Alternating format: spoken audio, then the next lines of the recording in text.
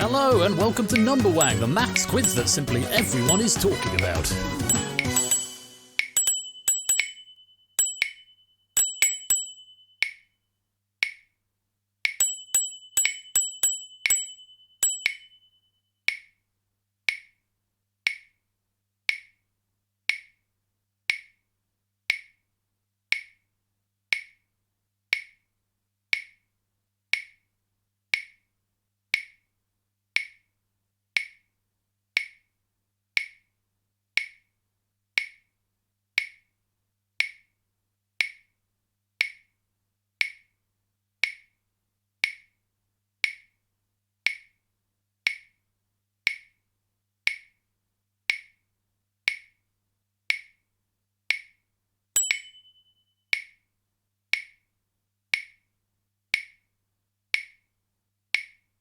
Well, if you're ready, let's play Numberwang.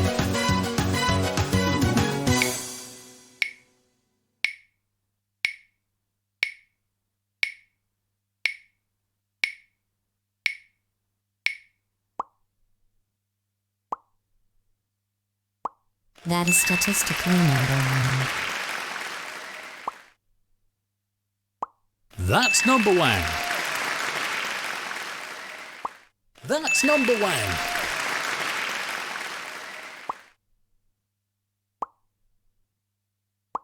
Ja, das ist Numberwang. That's Numberwang. Answer the daily double wang. Answer the daily double wang. That's Numberwang.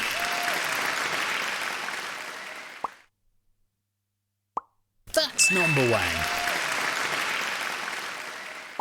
That's Numberwang. That's Numberwang. That's Numberwang.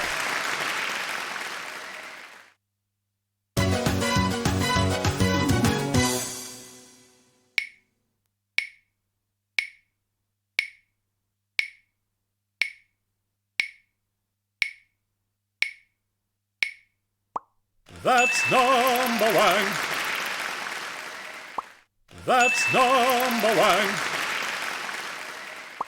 That's Numberwang. That's number one, but we don't want to give you that. That's number one, but we don't want to give you that. That's Numberwang. Turn to page Numberwang.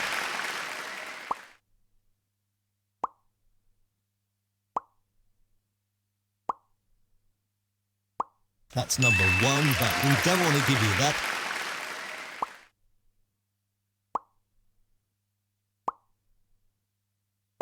That is statistically Numberwang. Ja, das ist Numberwang. Ja, das ist Numberwang. That is statistically Numberwang.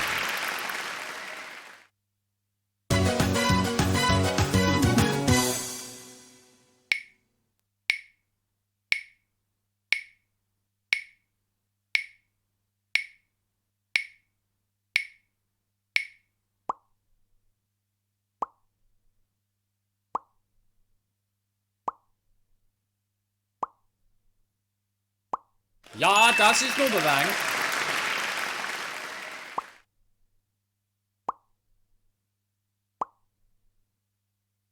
That's Numberwang.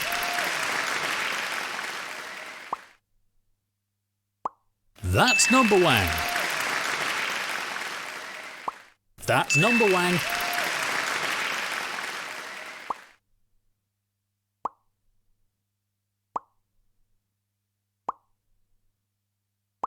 That's Numberwang.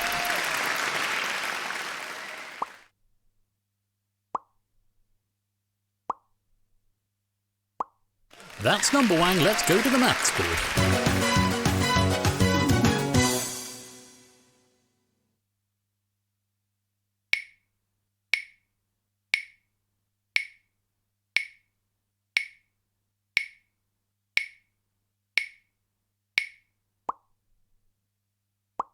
Turn to page Numberwang.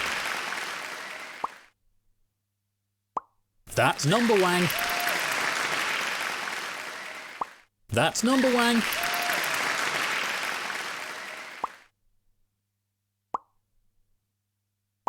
That is statistically Numberwang.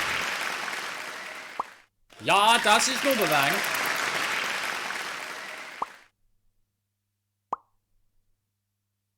Hey, fat man, that's Numberwang.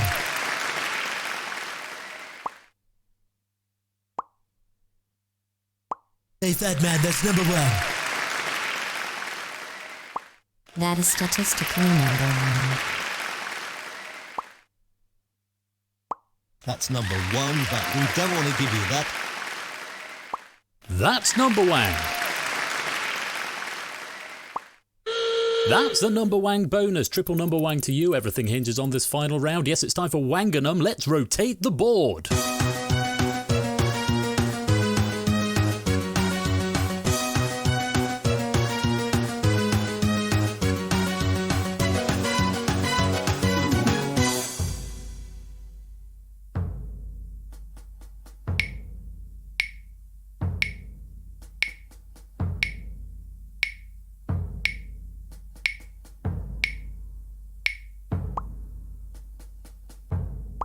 That's Wanganum. Bad luck. Most of you have been Wanganummed, but the one person who hasn't, you are today's Numberwang. That's all from Numberwang, but until tomorrow's edition, stay Numberwang, and remember out there, good Numberwang.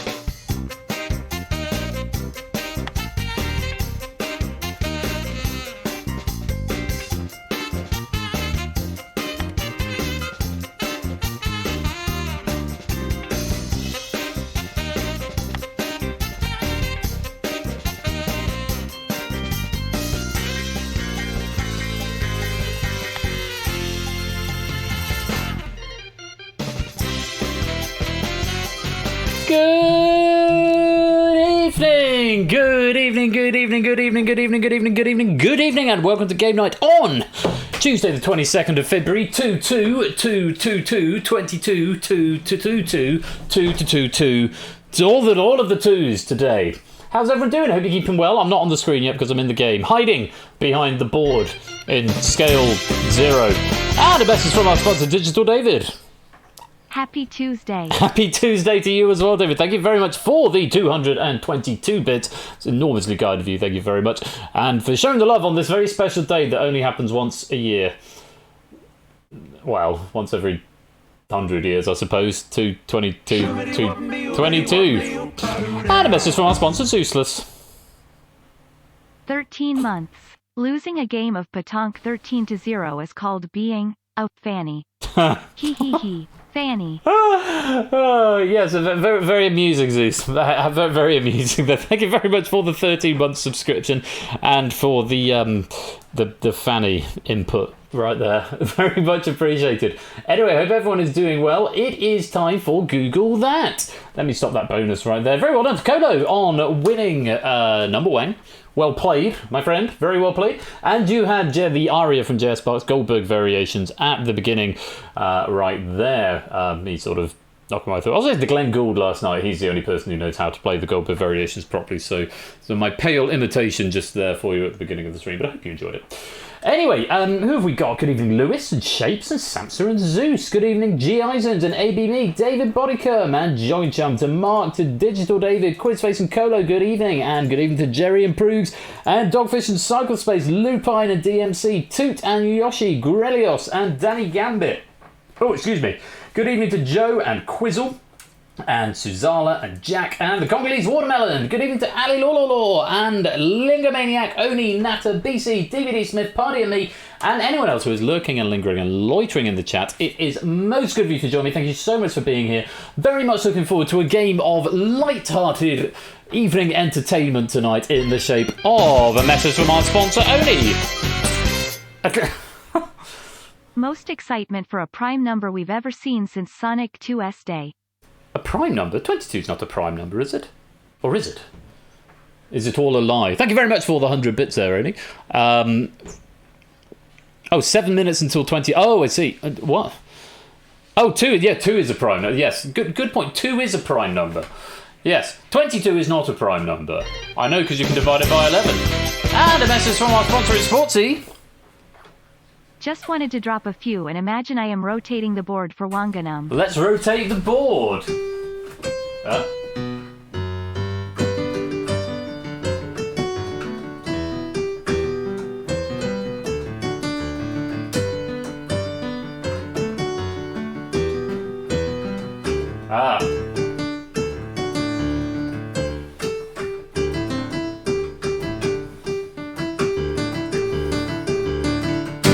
There you go, just for you, Sportsy. Thank you very much for the 100 bits. Yeah, that's the Chaos version of me not being able to play the piano properly.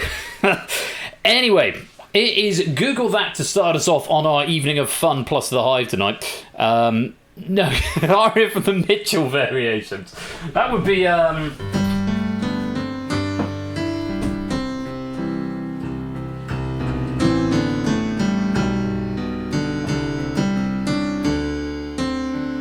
something like that. That would be the Mitchell variations, the EastEnders Mitchell variations right there.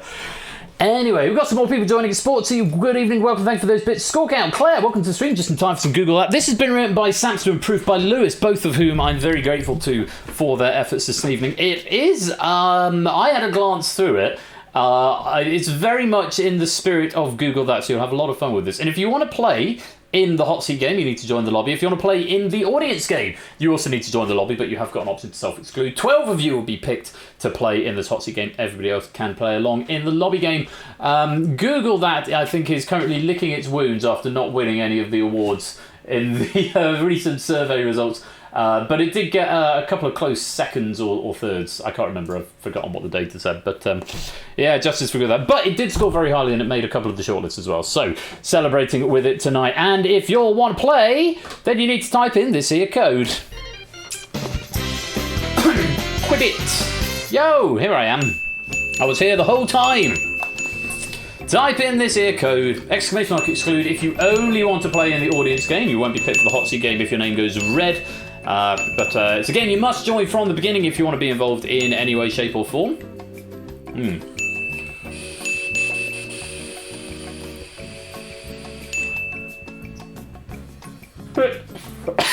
Escape artist not in any top 5. What's that? I don't choose those. I didn't vote in it myself, David. I probably could have done, actually. Could have done, should have done. But I don't really play them very much, so I'd sort of be not a particularly fair vote in that respect. But yeah, I take it you're a fan of the escape artists. Democracy sucks.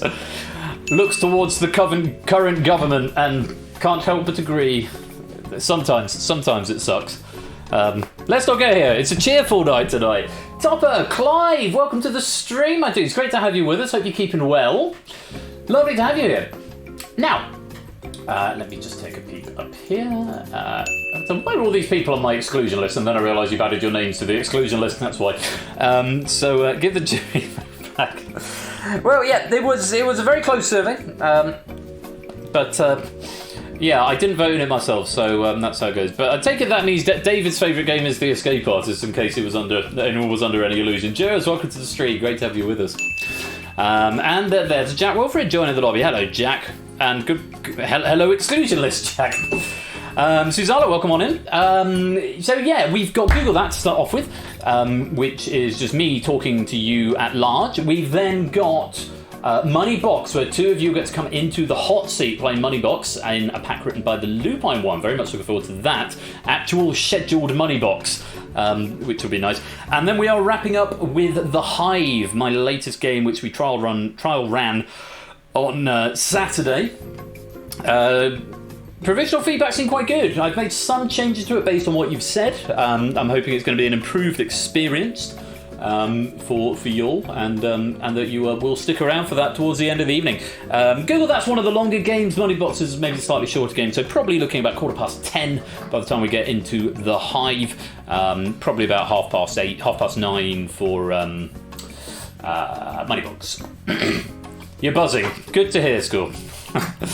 I need to give you 70 pennies, Natty. Yes, so I do. Let me do that immediately. Because, okay, so Natta was in the hot seat on Saturday and didn't have a particularly happy ending. There you go, Natta. I have 70 pennies. And yeah, it was...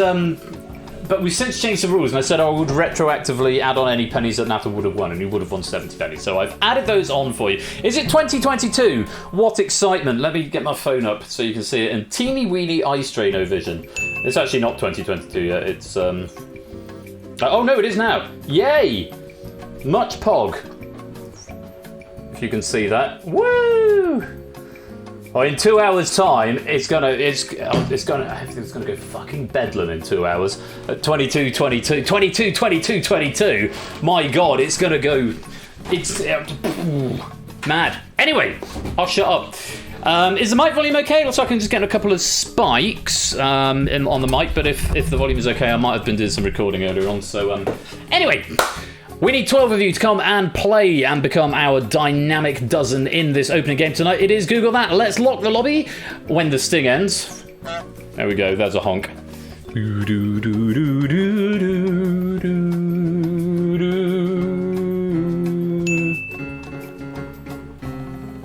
That's definitely not the right key. Welcome, Lingomaniac. Just in time. Let's lock it up and pick our 12 players. Mrs. Flush is home. Hello, baby. Right. Yeah, are you? I'm tired. What a surprise. Mrs. Flush. Hi everyone, I've finally come away from the session. This is the first time this has happened since July.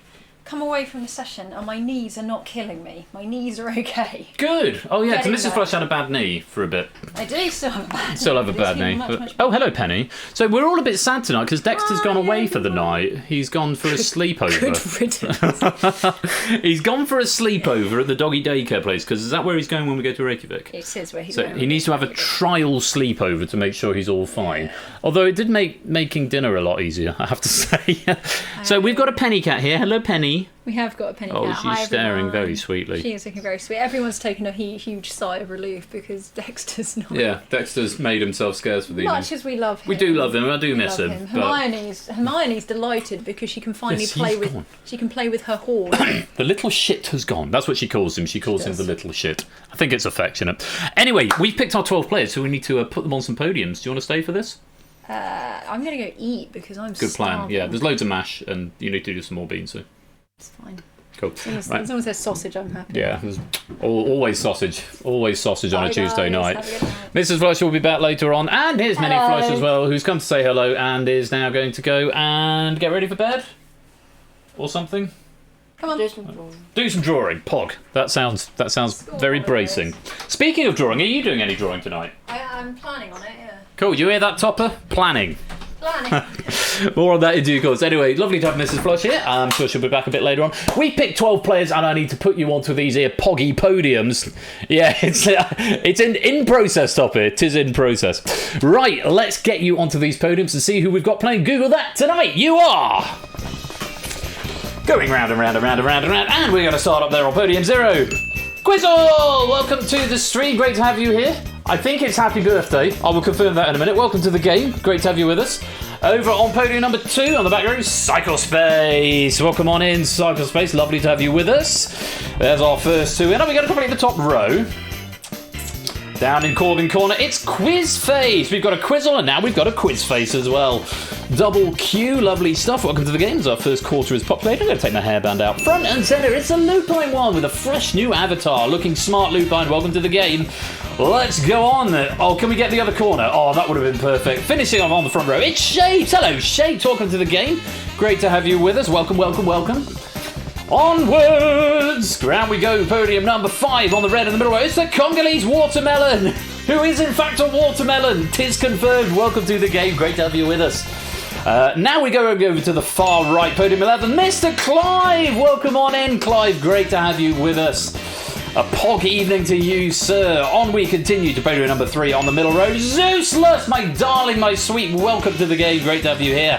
Where are we up to? That's 8. 4 more to go. Gliding overall on podium number 1 at the back now. It's Oni! Oni, welcome on into the game. Great to have you here.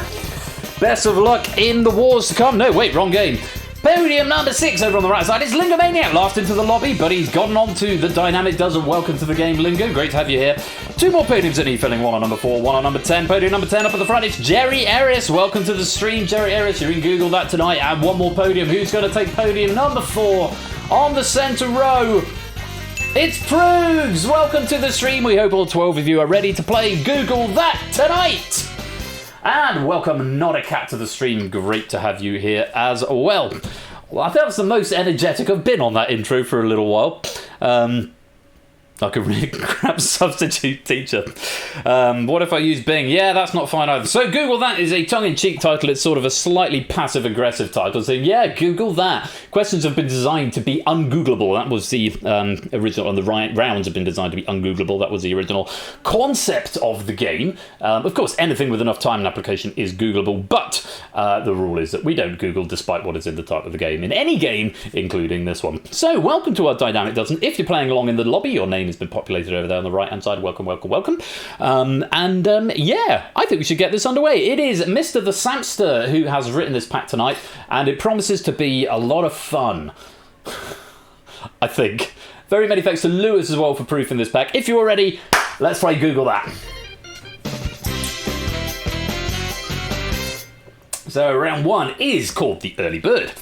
Answer the multiple choice question. Question appears in the chat first. You know all this drill by now. A, B, C or D, 2 Persephone's Twitch bot. Only the first 5 correct players will get points. You get 10 if you're first, 8 if you're second, 6 for third, 4 for fourth and 2 if you're fifth. No points if you're wrong or if you're too slow. Instructions there on how to whisper should you need. There are 5 questions in the round, which means a maximum of 50 points available. You'll have 20 seconds for each question. Keep your eye on the chat, because when the question's in the chat, the question will be live. If you're all ready, let's put some time on the clock. It says 10 seconds, but you do actually get 20 seconds. It doesn't start counting down immediately. According to Toppy, yes, it does. It might have been something I've added. If I have, then good. I guess we'll find out today. Good luck to you all. Here comes question number 1.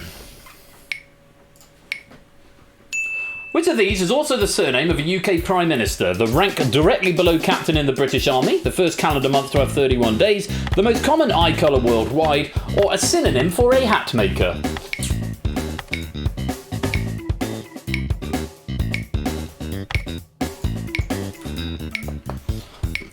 Sam, so, oh, hello, Penny. Please don't come on the keyboard, and please don't knock it. No, my darling. No, my darling. No, Penny. Please don't come behind the screen. No, because no, darling. You must come. There we go. That's a good cat. Come sit on my lap, why don't you? Or leave. Leaving is fine as well. There you go. So she goes behind the monitors, and I panic because there's lots of monitors. Would help not whispering to Quizbot Clive. I mean, Ash and I like to think we're reasonably clever, but we're not at the level where the bots talk to each other yet. Penny sound effect is Numberwang. What? I don't understand the question, Digital David. Anyway, what are we looking at? Yes, so 1, 2, 3, 4, 5 of you given me the correct answer, which was the most common eye colour worldwide, which is brown. The first calendar month is January with 31 days, not May. A hat maker is a milliner, not a thatcher. And the rank below captain is a lieutenant, not a major, which is the one above. That's what you needed there. Quizzle picking up 10, and we'll do a happy birthday to Quizzle in a little bit once we've got underway with the game. Jerry Ayres on 8, Quizface getting 6, Arcusface picking up 4, and Clive picking up 2. Lovely stuff. A few 10s out there in the lobby as well. Let's go on to question number 2. Fingers on your mushrooms. You would, I imagine you having mushrooms when you buzz in. Here's question 2. A national dish of which of these countries is most similar to British takeaway cheesy chips? Is it New Zealand, the USA, Canada, or Australia? Oh, very fast lock-in from our lobby there. Sorry, from our hot seat. Jack, David, Ali, Law, you want to get an answer in? I guess not. Everyone getting it right, other than a Lupine slipping up there. But unfortunately, only the fastest 5 can get points, and they are the players in green. Clive, fastest for 10 points there. The answer was C, Canada. Poutine, or poutin, possibly. A dish of fries topped with cheesy curds and gravy, usually considered a national dish of Canada. Clive picking up 10 points there. Quizzle grabbing himself 8. Oni's getting 6. Zeus kicking up his first 4. And Quizface picking up another 2. Pog. Nicely done. And a few 10s going out in that there lobby as well. On we go. Question number 3. Vladimir Putin. I shouldn't really do that for that because he's like a mass murdering fuckhead, it turns out. Possibly, allegedly. I don't know. Would it be very funny if I sort of and just like disappeared, I was gone after uttering that? No, apparently it's all heating up on the Eastern Front at the moment. So yeah. Turns out this is news. This is news to no. Anyway, let's move on. Moving on from Putin, let's get ready for question number 3. Yes, it was an Eddie Izzard quote with reference to Hitler, actually, in that case. Welcome to the stream, Boho. Great to have you here. On we go then. Question number 3. Take a look at this and read it carefully. Polonium is ready for me. Thank you, cheers. In the sport of darts, what is the second lowest score that cannot be scored with a single dart? 29, 27, 25, or 23?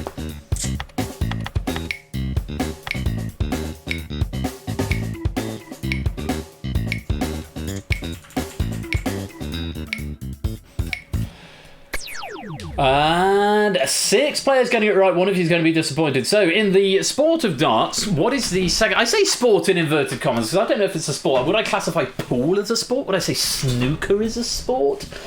Snooker maybe. Pool I probably wouldn't.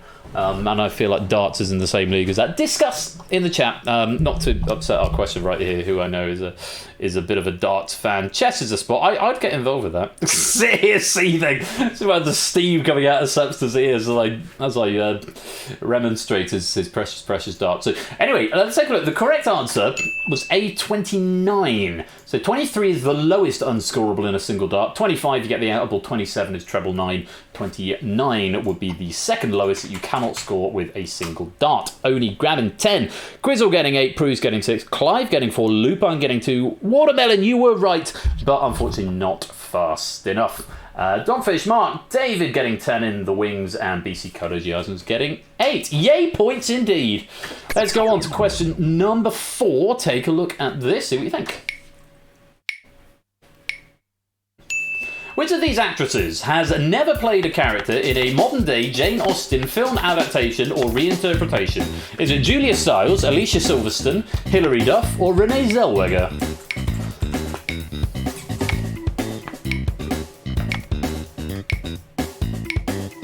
Alright, press the nerve. Wrong game, Oni. Academic here. We just got the 5 getting it right here. Proves Watermelon, Shapes, Lupine, and Clive, and they gave us the answer. A, Julia Stiles. The closest Julia Stiles comes is playing a character in 10 Things I Hate About You, a modern adaptation of The Taming of the Shrew by Shakespeare. The others are Silverstone's Clueless, based on Austen's Emma, Zellweger's Bridget Jones's Diary, which is apparently based on Austen's Pride and Prejudice. Well, today I learned.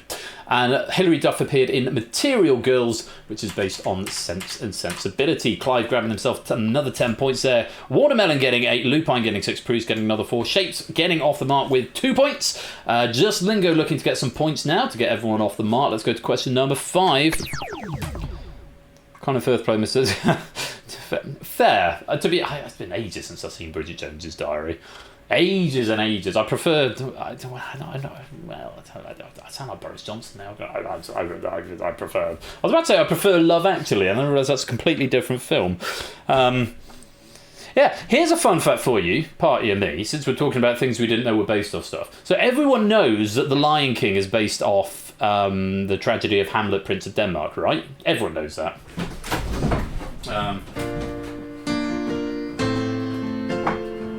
Sorry, maybe do Elton John now. Everyone knows The Lion King is based off Hamlet. But did you know... Yeah, The Lion King is basically Hamlet with lions and music by Elton John. No, that wasn't Cheers. Cheers is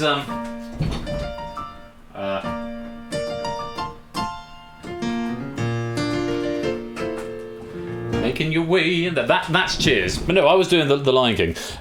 Anyway, but The Lion King 2, the sequel, Simba's Pride, is about... So The Lion King 1, right, I'll finish the sentence in a minute. The Lion King 1 is about an evil uncle who murders his brother and then usurps his nephew's throne. That's Hamlet, right? The Lion King 2 is about two warring tribes, the leaders of whom fall in love with each other. The Lion King 2 is Romeo and Juliet. I don't really think it's a spoiler. Come on. 1.5, yes. Scar is a bad brother. To be fair, his name is Scar after he got the scar, but originally his name was Taka, which literally means like dirtbag in Swahili or Afrikaans or something. So they called him Garbage, and they called his brother like King of the Moon and the Stars. No, not Tucker, Taka. I think it was Taka, Taka. Lion King. Oh, Lion King Lear. That's something I'd watch. Let's move on. Question 5. I'm wafting away. That's not a word. Rabbiting away. Here we go. Question 5. The number of constellations in the night sky recognised by the International Astronomical Union (IAU) is exactly equal to which of these numbers? Number of keys on a standard piano, the number of small squares on a chessboard, the number of habitable floors in the Shard, the number of full years since University Challenge first aired.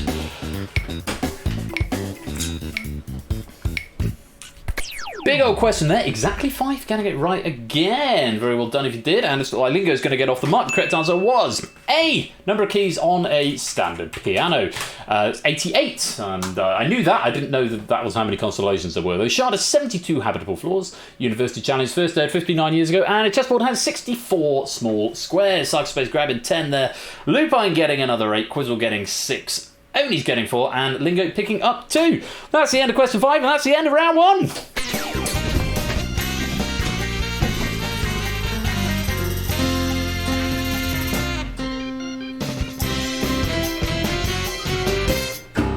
I love how this is in C.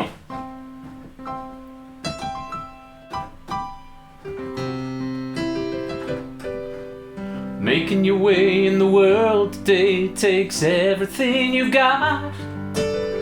Making your way through all your worries sure would help a lot. Wouldn't you like to get away? And then is it that? Is it something like that? No. Sometimes you wanna go where everybody knows your name. Anyway. Oh, George, that is rude. You're rude, sir. More like chores instead of cheers. I just feel very sad now. No! I know. I also wish the keyboard was in the C. We're all rockers and I hate you. Let's go on, round 2. Now let's check out the scores. Quizzle with the lead. Birthday boys and the lead on 32. Clive should dock some points for his rudeness. He's currently gliding overall on 26. Odie's got 20. Lupine on 16. Cyberspace 14. Prigs on 10. Watermelon's on 8. As is Quizface, as is Jerry. Zeus on 4. Lingomaniac and Shapes still on 2. Mark leading the lobby with 44. DVD Smith with 40. And Dogfish in third with 38. I think we should go on to round number 2 before I start whittling on about something else. Actually, moving on to round 2 is no guarantee that I'm not going to do that anyway, but here we are. Round 2 is called Chicken. So much strategy in this round for such a fun-loving game. A category will be given, for example, history. It's never history. When prompted, whisper a bid from 1 to 10 to the bot. That's the number of your points that you're risking on this question. The higher you bid, the more likely you will be to be in play. Yeah, chicken. Chicken is good. Higher you bid, the more likely you will be to be in play for this question. Only the 6 highest bidders will be in play, including people who are tied in 6th place. Again, the category question will appear in the chat first. If you're in play, whisper your answer to the bot. If you answer correctly, you win your bid. If you answer incorrectly, you lose your bid. No, I don't think you have played this since it's been reformatted, Clyde. So have a quick read of the rules. Make sure you're on board with it. It's still got the bidding process, except it's slightly different after the fact. There's no buzzing, so as many people who are in can attempt. Figure it out, that's fine as well.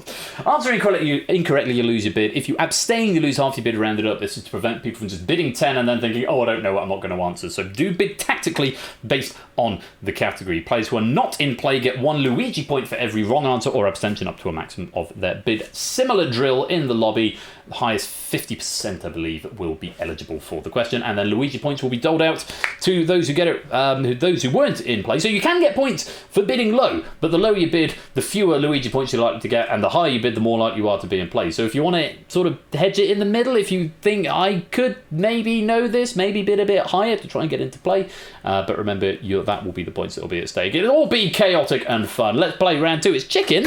There's put the clock on the board. That wasn't even... Shut up, Dan. Category number 1. Bids from 1 to 10. Take a look at this. It's technology. Bids from 1 to 10.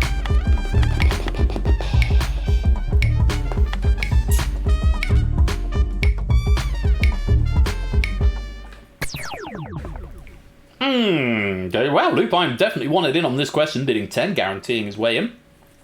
Clive going for 6, as did Lingo, Quizzle, Oni, Zeus, and Quizface all bidding 5. That's a thing I need to look at in a bit. Wow, Proogs and Shapes with the Luigi bid of 4. They're going to be hoping to see 4 wrong answers here, and they will get up to 4 points for every wrong answer or abstention from the hot seat. Claire also bidding 10 in the lobby. Again, definitely wanted to get into this question. Well, good luck to you all. Full answer is required. I can override answers in the hot seat. I don't know if I can, actually. I'll have to look at that in a minute. This is a game that needs a rebuild, is my conclusion. Good luck! Question 1, have a look at this. It's on technology. Initially released in 2017, what business communication platform is an anagram of a video game digital distribution service founded in 2003?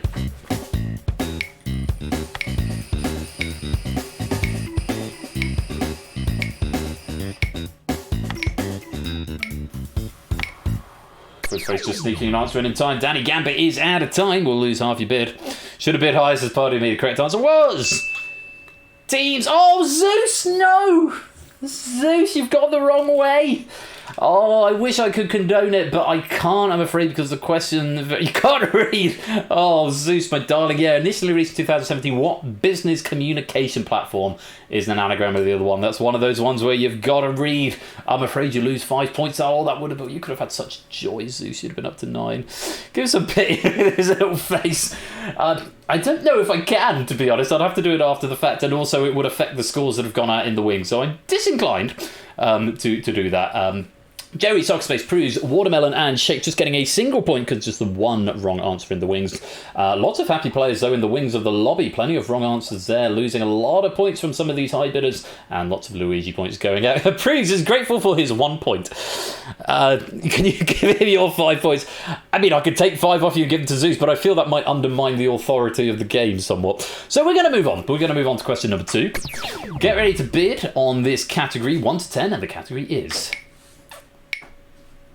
Oh, my pain button doesn't work. Olympic sports. My honk button works.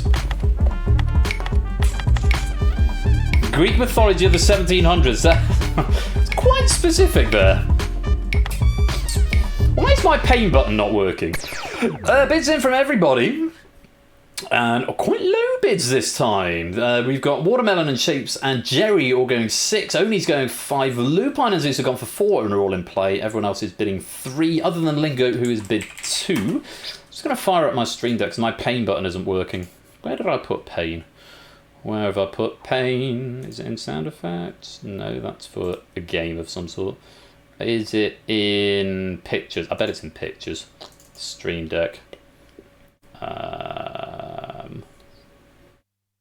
OBS? No, audio. Audio would make sense, wouldn't it? Pain. There we go. Right, there we go. Piano's working fine. Oh yeah, I know you see my folders. It's all good. I'm an open book. There's nothing of sensitive nature on here. So yes, you can go back and watch the VOD later on and hack into my computer, Clive. Right, good luck to you all. Here's question number 2. Read it carefully.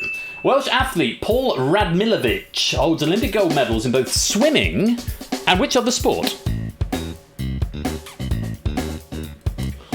I'm going to see tactical abstentions. Oh no, we've got some answers. Now, if you don't know, abstaining is less damaging than answering. Shapes is going to provide that theory for us and sacrifice some points by abstaining. Is it darts? Dude's going darts. Well, let's take a look. The correct answer is... It's water polo. Water polo. Ah, Zeus redeeming yourself there, picking up 4 points. Very nice. And look at these wings, these Luigi points. 3 for everyone other than Lingo, who just gets the 2 because we had a lot of wrong answers of our players who were eligible to answer there. Lupine losing 4, Jerry and Watermelon losing 6, only losing 5, Shapes losing 3. So Shapes must have been 6 because he loses half because he abstained. Just Claire enjoying Chum in the lobby game, getting it right, plus 5 points to you. Nicely done. Let's reset the podiums. And I think we should move on rapidly. Category number 3. Didn't water enough. Word origins. Etymology is the one. Yeah, I can't condone things in the lobby at the moment. It's part of a bigger plan when I rebuild everything, which has started with Danger Zone. That's been rebuilt, which is nice. This is probably next on the agenda, after which I will be able to. But if you just put Polo, it probably wouldn't have condoned that. Mainly because it's a different sport as well. Lingo and Shapes have gone for 8. Clive's gone for 7 here. Quizzle and Prue's going for 5. Quizface and Jerry going for 4. So we have got 7 players in play here. Everyone else in the wing's going for 3, other than Watermelon, who's just gone for 2.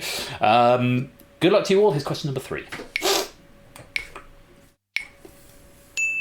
Referring to the now Progressive Party, what word is thought to have been coined by a US senator when they said that this party has come from the this? It has grown from the soil of people's hard necessities.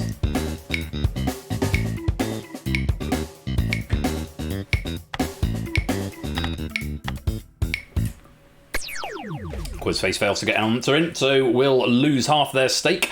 Let's see, the correct answer was... grassroots. It was what we were after, either 2 words or 1 word. Seed, I can't accept. Clive. Ground roots is very close, Quizzle, but I am not going to allow it. This party has come from the grassroots rather than the ground roots. Not a familiar expression to me. Makes far too much sense. Claire and Mark and Jers all picking up 10. David picking up 9 in the lobby game. If you're in play and don't answer, what happens? You lose half your stake rounded up, I guess, Digital David.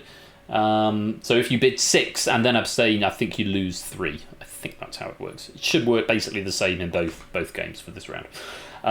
Prude's picking up 5 there. Jerry picking up 8. Lingo and Shakes picking up 8 each. It's beginning to feel that horrible, intense embarrassment. Yeah, grassroots was the correct answer.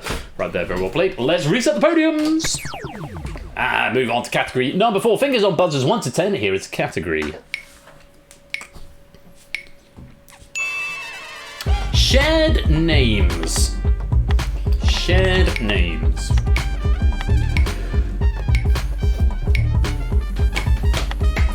There's bits from everybody. Okie dokie, let's see what you've got here. Lots of 4s here. 1, 2, 3, 4, 5 people bidding 4. And 2 people bidding 5. Everyone else on 3. Apart from Jerry, who definitely didn't want in on this question, just bidding a low 1. Claire has gone up as far as 10, as has Mark. Let's see what you can do with this on shared names. It's question number 4. Good luck. What name linked Jose Joaquin Martinez, Orville Burrell, and Casey Kasem?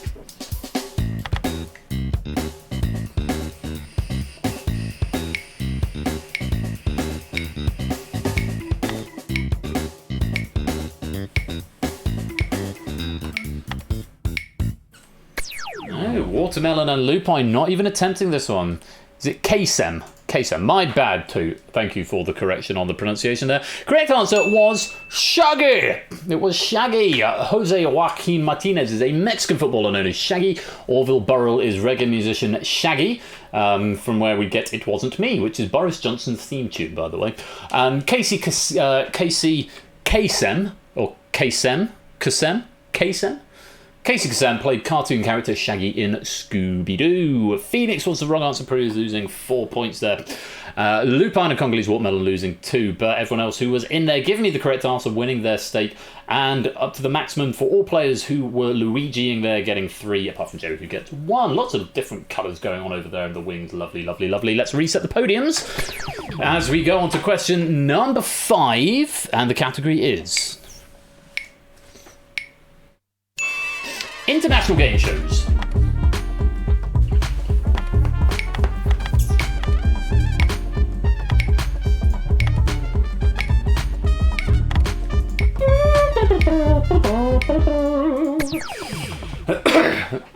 We've got a couple of 10s in here. Clive and Oni have both gone for 10. Jerry's gone for 8. Shapes for 7. Lupine for 6. Watermelon and Lingo for 4. All eligible to answer this question. And everyone Luigiing here has gone for exactly 3. Mark again going for 10. Playing a high-risk game here. Nat has also gone for 10. Let's see what you can do with this question. Here it is. It's good tune, isn't it, Claire? Good tune. Appearing in an Indian version of Who Wants to Be a Millionaire, what lifeline is used by a companion to tell the contestant they're going for the wrong answer? It is also the name of a cherry-flavoured Mountain Dew variety.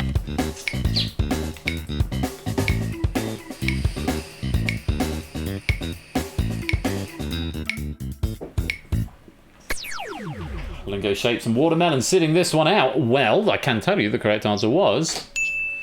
it's Code Red, not Red Alert. I can't accept Red Alert, I'm afraid, Clive. You're so close. I would desperately love to give you that, but I can't. The overrule button. A favourite Mountain Dew flavor. I don't think I've ever drunk Mountain Dew in my life. Don't think that's ever happened. A tenable overrule button. Oh, I having not watched Tenable either. I don't know what that one is. Oh, it makes the studio go red light. I need to do that. I need to make a game where the studio changes colour. Anyway, moving rapidly on. Clive, oh, that's a big loss there. 10 points down the tubes for you there. But only going the other way, getting 10 points. Jerry picking up 8 and Lupine picking up 6. Everyone else getting their Luigi Strat points of 3. Code Red for Twitch Millionaire, Ben. I think that's another one I need to... so many games I need to remake because I was so rubbish 18 months ago. And now I am... slightly less rubbish than I was before, and feel that games are probably now in their final form. I'll think that until such a time as I learn more in 18 months' time. I know, I already remade Danger Zone once as well, and that's held together with string and Pritt stick at the moment. Anyway, that is the end of question 5. It's also the end of round 2. Let's clear the board and check out the scores.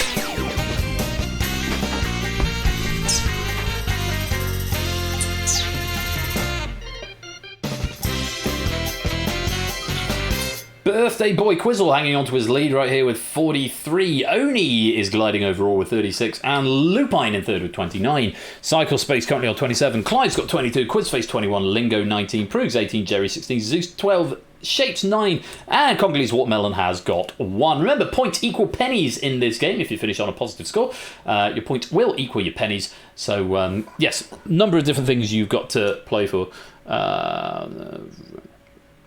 I don't know anything about strings. Anyway, so I've been asked to go and adjudicate a music festival like next week. So I'm currently trying to figure out a day to go and do it that sort of fits around everything that's happening. And I'm just being told, yeah, I need someone to adjudicate strings. I don't know anything about strings. Much.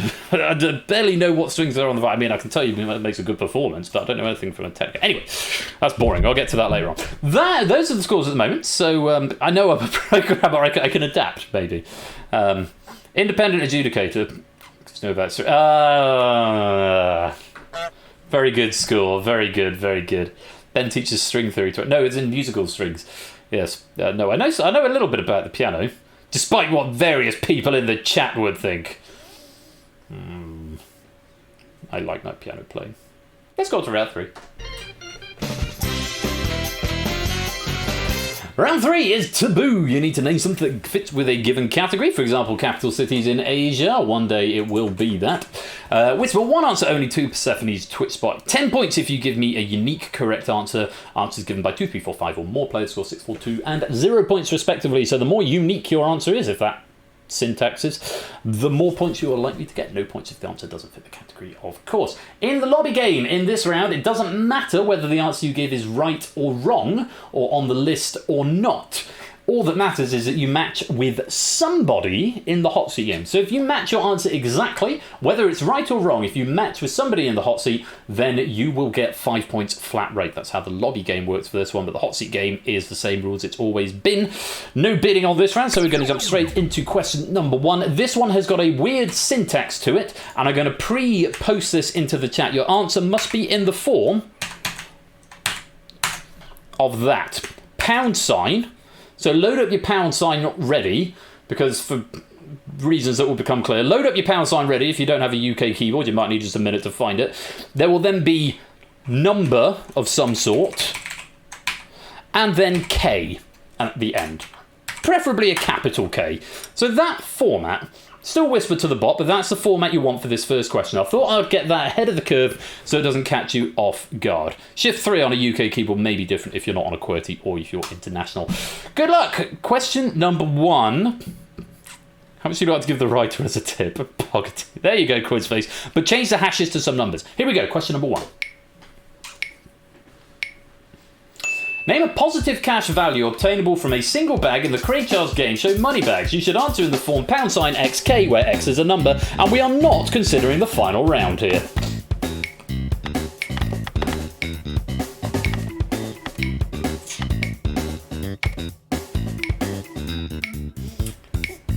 I think this is probably on account of we don't want to have any off by 1 errors, which is a very easy thing to do in this one. So, let's have a look and see what you all said. 4K, 2K, 3K, 25K, 1K, 10K, 10K, 10K, 5K, 100K, 4K, and 5K. The computer says that British Gas have overcharged you. Sorry, the computer is telling me that no one got it wrong. Everyone is right. Pog and a miss. Great. Any wrong answers and a set. This is the first time this has happened. Everyone is right. I can't believe it. Hooray. Much honk. However, is everyone going to get points? I don't think I've ever seen it, and I've seen every game of Google that ever made. So, let's go through them, because apparently all of you are right. 4K, 2K, 3K, 25K, 1K, 10K. It's not that I don't trust the computer. 10K, 10K, 5K, but one always likes to check on these things in case I've missed something. 4K and 5K. Pog. Right, let's go to round 3. Let's not press the wrong button. It's that button I need to press to move on now. So, let's go through y'all one at a time and assign some points. So, who said 4K first of all? Quizzle said 4K. Okay. Who else said 4K? Shape said 4K as well. So, that is just shared 2 ways. I think. Okay. No one else saying 4K. 6 points. Pog. Okay, let's have a look at these 10Ks. There's a few 10Ks. I saw a few of those crop up. A podium 5, a podium 6, a podium 7. Was it just the 3? Just the 3 10Ks? I think it was. Very good. 4 points for 3 ways. Lovely. Don't 4K it up. Oh, quite right. This is the one I'd like to take my time with because I very often can 4K this one up. Podium 8 and Podium 11 both saying 5K, and they're the only 2 to do that. 6 points there. Well done there. 1, 2, 3, 25, and 100. Everything else is correct and unique. Pog. 1, 2, 3, 4, 9. Nicely done, all of you. 10 points each. Beautiful. Oh, look at all that green. Love to see it. Lovely question from Samsa there. And points going out. And if you match with any player in the lobby, then you would have got 5 points as well. Let's go on. Right, question number 2. I've written as K because that's what they do on the show, plus it makes it list separation a lot easier to see, obviously, except, for example, 100,000 for... well, no one did that because I explained at the beginning, but thank you for the dissection of that question there, Samster, much appreciated. Right, no, I think that is the first time, so I'll press the honk button again in a minute. For now, though, we're going on to question number 2. Take a look at this. Name one of the 11 inaugural inductees into the US National Toy Hall of Fame.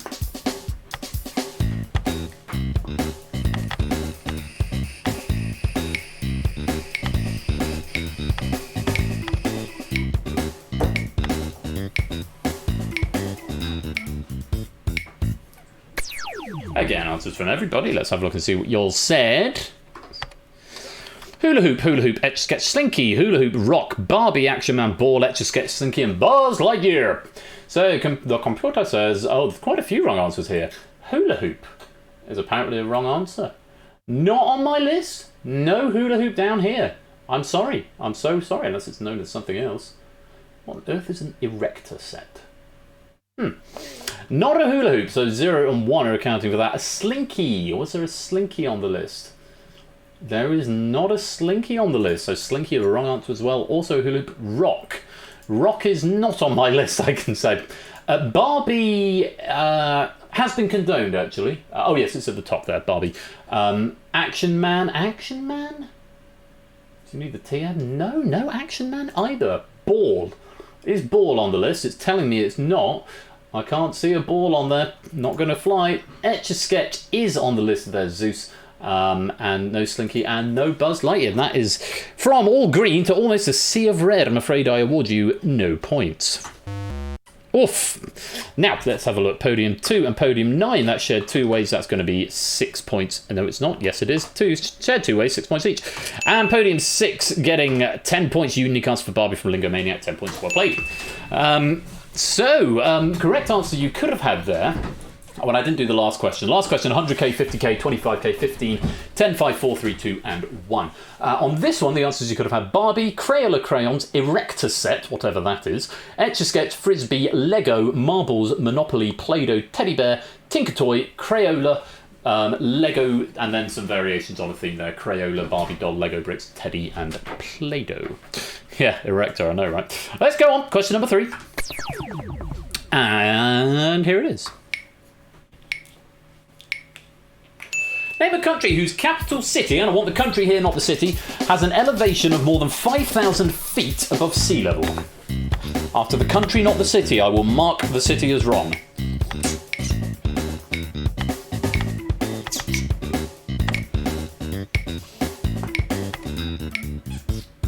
There's answers from everybody there. Let's have a look, see what yours said. Nepal, Bolivia, Paraguay, Mexico, Switzerland, Peru, Mexico, Nairobi, Bolivia, Addis Ababa. Addis Ababa? What's that the capital of? Because I'm not going to condone it, because I did say I wouldn't. It is the capital of Ethiopia. Oh, sadly that is on my list, but I did say I needed the country, not the city. Yeah, it is Ethiopia. It's one of those RTFQs moment. I didn't give Clive earlier on for the wrong way round of the Steam and Teams. Was it Clive? Whoever did Steam and oh no, Zeus who did Steam and Teams. So I'm afraid I can't do it here. You realised when you typed in bad well done for knowing it. I wouldn't have known that. Anyway, computer assembly 0, 2, 4, 5, 7, 9 and 11 are wrong. Nepal. You'd have thought, but not there. Apparently. Yeah, it's not there. That surprised me as well, to be honest. Paraguay, no. Podium 4, Switzerland, I'm afraid not. 5, Peru, also not on the list. 7, also Peru. 9, Nairobi, that's in Kenya. Nairobi is the capital of Kenya. That one I did know. Kenya is on the list, but again, for the same reason as Watermelon, I can't condone it. And there we go. Again, Zeus, that's the second time we've done that. You've gone for the city rather than the country, I'm afraid. They would have been correct answers, but unfortunately, it's an RTFQ moment. Nairobi is the capital of Kenya, which is a right answer, but unfortunately on its own, it's not. I award you no points. Oof. Now, everything else is a correct answer. No unique answers here. Podium 1 and Podium 10. That's shared 2 ways. That's going to be 6 points each for Bolivia. Very well played. And Podium 3, 6 and 8 shared 3 ways. 4 points each. Nicely done. Answers you could have had: Bolivia, Ecuador, Colombia, Ethiopia, Bhutan, Eritrea, Yemen, Mexico, Iran, Kenya, Afghanistan, Namibia, Lesotho, Rwanda, and Guatemala. Answers you could have had there. Only a handful of points going out in the lobby there as well. Let's go on to question number 4 and have a look. Name a song on Madonna's 1990 compilation album, The Immaculate Collection, that does not have a one-word title.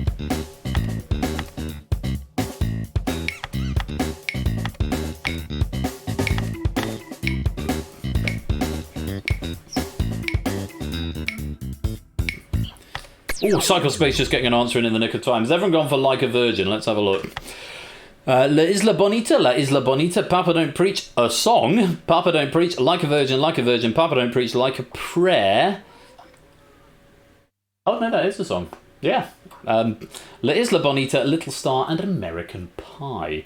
3, 10, 11 are wrong. A song is a wrong answer. Little Star. I don't know that song. Is that La Isla Bonita? Is that a translation of that?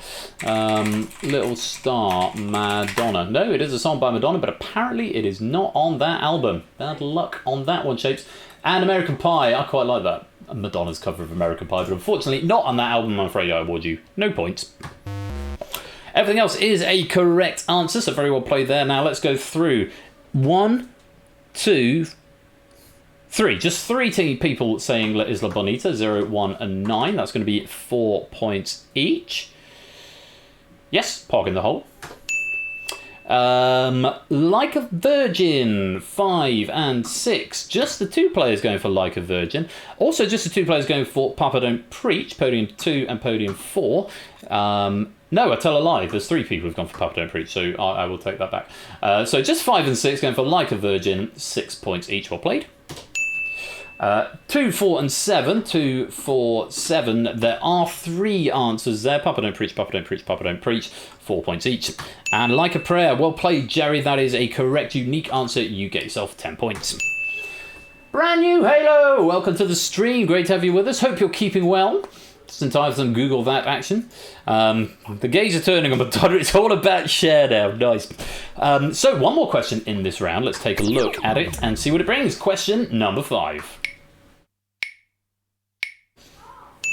Name a TV show created or produced by Shonda Rhimes.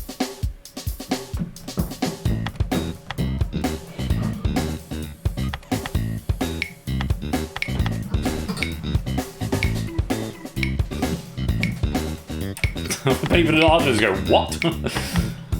I've never heard of Shonda Rhimes, if it's any consolation. Answer you could have had the previous one. Lucky Star. Oh, hang on. Hang on. I've just looked at my notes and seen Lucky Star is there, but it didn't decompile into my notes. How has that been missed? Was Lucky Star a right answer? Samson, could you get a confirmation on that? Oh, he said Little Star. Ah, fine. Then ignore me, yeah. Answers you could have had there. Lucky Star, Like a Virgin, Material Girl, Crazy for You, Into the Groove, Live to Tell, Papa Don't Preach, Open Your Heart, La Isla Bonita, Like a Prayer, Express Yourself, Justify My Love, and Rescue Me. Yes, Little Star does not equal Lucky Star. Sorry, I just had a momentary panic then. I thought something had decompiled incorrectly in the game. Let's see what you said. TV show created or produced by Shonda Rhimes. No, you do it instead. Most Haunted, Dad's Army, How to Get Away with Murder, How to Get Away with Murder. Who? This Morning, The Shonda Rhimes Show, How to Get Away with Murder, Ally McBeal, and Cold Feet. What have we got? 0, 1, 2, 3, 6, 7, 8, 10, and 11 are wrong. No answer from 0. Most Haunted, not a right answer, I'm afraid. Likewise, Dad's Army. 6, Who, 7 This Morning, both incorrect, and 8, The Shonda Rhimes Show, also incorrect. Ally McBeal and Cold Feet, not on my list. Looked like they would fit in there, but unfortunately, not going to fly, no points. All the other ones are correct answers, shared 3 ways. How to Get Away with Murder on podium 4, podium 5, podium 9. Very well played, 4 points each. Grey's Anatomy, Private Practice, Off the Map, Scandal, How to Get Away with Murder, The Catch, Still Star-Crossed, For the People, Station 19, Bridgerton, Inventing Anna, For the People, and Seattle Grace were the answers that you could have had there.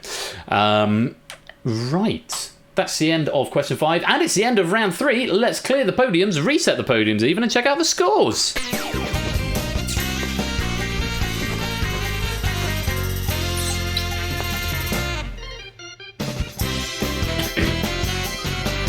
Oni just sneaking into pole position here on 56. Quizzle gliding over on hour 53. Lupine has got 49. Lingo 43. Psycho 41. Clive on 40. Rotate the Google. Jerry and Zeus both on 36. Quizface 35. Briggs 26. Shapes 21. And Watermelon on 7. But all of that can still change as we go on to round number 4. Energia, welcome to the stream. Lovely to have you with us. Round 4 is the blind auction. How many questions from 1 to 10 can you answer on a set of given categories? A pair of given categories, I should say. When prompted, whisper a bid from 1 to 10 to the bot. You'll get 10 increasingly different questions worth 1, 3, 5, 7, 9, and so on points. Don't answer if you don't want to try the current question, because you can choose to wait for more valuable questions. Once you achieve your bid, you bank your points and are frozen out. Failing to meet your bid loses all points from the round. And beware, because a wrong answer will increase your bid by 1. Too many incorrect answers may make it impossible for you to bank your points with 10 questions in the round. There's a maximum of 100 points available, so it's still wide open. And the question is, how brave are you feeling? It's the blind auction. Fingers on buzzers, gang. How many do you want to name? The 2 categories, and we'll alternate between the 2, are countdown, show business, and shoe business.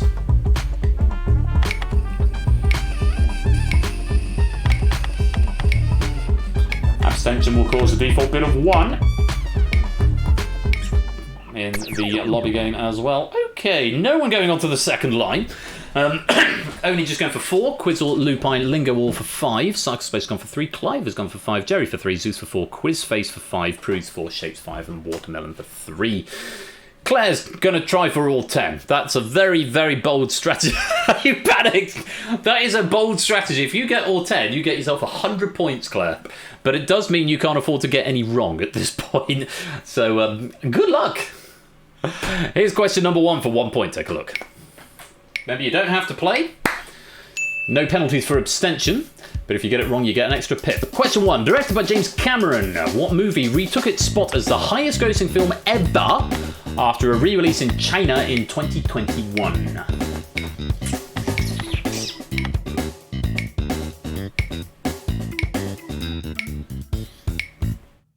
Eight players attempting this one. Oh, hang on, says Proogs. I can't hang on, it's an automated timer, Proogs.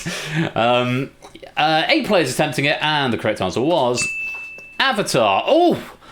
No, it was not Titanic. Clive, Proogs, and Shapes earning themselves an extra pip right here. No, 'twas Avatar. Avatar's what we were after there. That's what you meant. So it is to confuse the 2, I suppose. Yeah, we could take the Titanic bait. Well, 3 of you have, and I'm afraid you've earned yourself an extra pip. It's going to make it that much harder. But if you got it right, well done. You've lost a pip. And it's Sportsy banking out a single point there. Very nice. It's Sportsy. You're frozen out for the rest of the round, but you have got that 1 point. Very nice. Let's go on. Clive and Shapes now needing 6 from 9. Doable. And Claire is still alive at the moment, needing another 9. Let's go on. Question number 2 for 3 points. The Na'vi language has no word for iceberg. What type of shoe was popularised by and named for the English Duke Arthur Wellesley?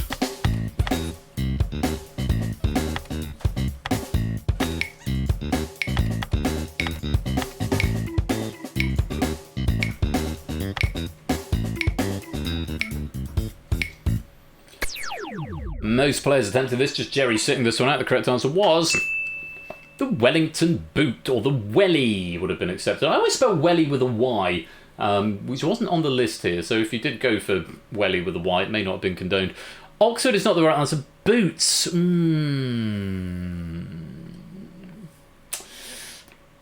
What do you think, Samster? Outraged, mate. I put Welly with a Y. I always spelled it with a Y, but didn't make the short list of spellings, sadly. Probably should have done. I think probably not for boots, Samster. I'll defer to you on this one, but I think there are many different types of boots. It's the Wellington boot. Don't have enough questions to answer all 10. Okay. Okay. Do I lose a bunch of points for if you miss one, it'll count as an abstention. You won't be able to get them all, as David says, Claire. I'm no. Inclined to agree. No on Welly. No on boot. Yeah, okay. I think so as well. Psychospace, you're going to earn an extra pip, as is a Lingo Maniac. But well done, everyone who got it right. Let's clear the board. No one getting free just yet. Question number 3. Let's go on for 5 points. Take a look at this. What entertainment conglomerate, perhaps best known for its film division, was founded by the siblings Harry, Albert, Sam and Jack in California in 1923?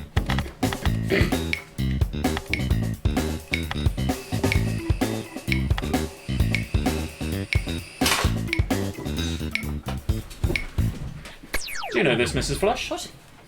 What entertainment conglomerate, perhaps best known for its film division, was founded by the siblings Harry, Albert, Sam and Jack in California in 1923? Warner Brothers. Oh, ain't she good? 10 players attempting this. Correct answer was Warner Brothers. I get a high five for that. You get a high five. Very That was impressive. out of nowhere. Out of nowhere.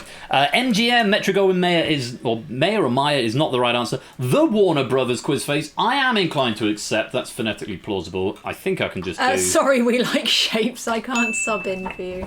I mean, I can technically sub a player in for another one. On this game, but Shapes, don't be so defeatist. Plenty of time, and yeah, very well done, Mrs. Flush. And Free Ruckers, welcome to the stream. Great to have you here, my dear. Lovely to see you. Incidentally, Hermione is downstairs singing a very mean song about Dexter. Oh, is she? Do you want to hear it? Well, go on. Let's hear Hermione's mean song about Dexter. Hermione's mean song about Dexter. And it's sung to the tune of Here We Go Round the Mulberry Bush. Okay. The little shit has gone away, gone away, gone away. The little shit has gone away and he won't be back until morning. Oh, very good. Very good, Hermione. Just wandering around the house singing it happily. She's not. She's really sad. She's not. She doesn't Oh, care. she not? She's She just not? had her dinner and she's now gone and sat in her bed with her horn. She's quite happy. Applause to Hermione, quite right. Yeah. Right, Very we need to move on to clever dog. question number 4. Very well done if you got that one right. You've lost a pip. Lingo, you're going to earn yourself an extra one. Jers and its sports heat have now banked out in the lobby. Still no one in the hot seat game. Could you be an absolute star and put some more wine in there? I could put We might more need to wine. open another bottle. Oh, okay. So it would have been a 19 crimes or something. Yes, that's fine. That would be Dog poggers fun. Satan's dog. Satan's dog. Aw. Like Cerberus. She's only got the one head. You've only got, yeah. Right, question 4. 7 questions remaining. This one is worth 7 points. Take a look at this. Yes, more wine, Lupine. Displayed in its logo, what footwear retailer requires its employees to wear referee-style uniforms? Thanks for the soul next now. Get me more wine. That wasn't quite how it went down, Topper. I just thought I've been dry for about 2 rounds now. And there's another round to go after this one before I get a chance to top it up myself. 10 players attempting this one. Displayed in its logo, what footwear retailer requires its employees to wear referee-style uniforms? Let's take a look and see what you said. The correct answer was... Foot Locker. Very well done. And look at this, Jerry and only banking out 13 and 16 respectively. You have got those points. Those are safe, but you cannot now answer any further questions in this round. Everyone else getting it right other than Clive. Oh, Clive. No, you're going to get yourself an extra pip. It is not Reebok. You're going to go back up to 5. Let's reset those podiums. Topper. Pain. Absolute pain for you. You're frozen out. Can't get any more questions in this round. 2 players have banked out. There are still 10 left in the hot seat. Lingo and Clive cannot afford any more wrong answers, but they can afford a single abstention if they like. Question number 5 is worth 9 points. We've got Watermelon, Zeus, and Lupine just one away. Let's see what it brings. Ryan Murphy's TV show Feud dramatised the rivalry between Joan Crawford and which other actress also name-checked in a Kim Carnes song?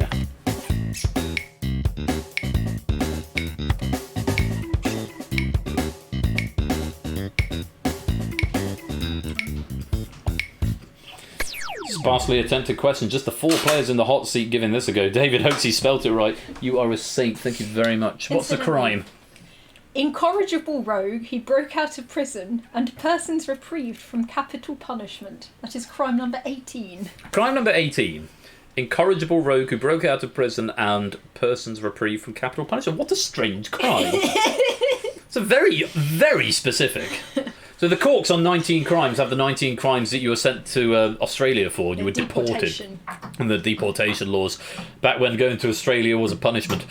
No, it just punishes Now your it's just bank account. now it's just a holiday. Let's take a look at the correct answer. Bet Davis, well done to all 4 who played it there. And Zeus actually managing... Hey, come back. Wait, don't go. Zeus actually managing to bank out 24 points there. Quizzle now just 1 away. Clive clinging on, still needing 4. Can't afford any more wrong answers. Lingo now can't afford any more abstentions. Shapes also getting that one right. 2 pips away. Very well played. Let's reset the podiums. Sorry, just wanted to finish up going through my bit there. Thank you for bringing me wine. That's very kind of you. How are your sausage? Very good. Thank you very much for my dinner. That's all right. Have you got some for breakfast for tomorrow? Yes. Pog. I was actually going to say we could do sausages and eggs. That would be nice. Yeah. In a sandwich. Possibly. Sausage and egg sandwich. My mother is picking Dylan up from here. Oh, she's picking him up now? She's going to pick him up. What time? Midday. Okay, that's fine. I'm teaching at 2 and I'm rehearsing at John's over at 10ish. Sorry, guys, we're talking. Sorry, it's talking about our day-to-day tomorrow. Just suddenly realised. That's grand. Well, she's coming over. If she's happy to do that, then Yeah. Pog. Yeah. Grand. Cool. We'll go on to the next question then. You're welcome to stay if you want. It'd be lovely to have you here. Question number 6. There are 5 questions left. 11 points for this one. Lingo, you can't afford to abstain. Clive, you can't afford a wrong answer. Good luck to you all. Here is question number 6. Reflecting the official school colours of the University of North Carolina, a shoe in a UNC colourway will be white and which other colour? It won't process anything, David, if you banked. So that's basically it now. And most of us having a go. Clive and Quizzle sitting this one out, which means Clive is putting all of his eggs into the remaining 4 baskets. Get some. You got time to get some food here, David. Correct answer was blue. Very well done to Lupine and Watermelon, who bank out 27 and 21 points respectively. Very well played. Red from Cycle Space Proves and Shapes is a wrong answer. You will be earning an extra pip. Cycle Space now needing 4 from 4, as is Clive. Lingo is going to lose a pip. No, Lingo has lost a pip. So Cycle Space, Lingo and Clive all going to require 4 from 4 at this point. Let's clear and reset the podiums. The answer was blue. Still no one frozen out of the hot seat game, but we have got 5 players who have banked already. Lingo, Cycle Space and Clive needing all 4. Proofs and Shapes, no more wrong answers from you. Quizface, Quizzle, you can still afford at least 1 wrong answer. Question number 7 is worth 13 points. 4 questions remaining. Take a look at this. What 4-letter job title is given to a technician hired to set up equipment to support cameras during filming? I am not surprised to see Proogs being one of the first to lock in there. Not going to lie, Proogs.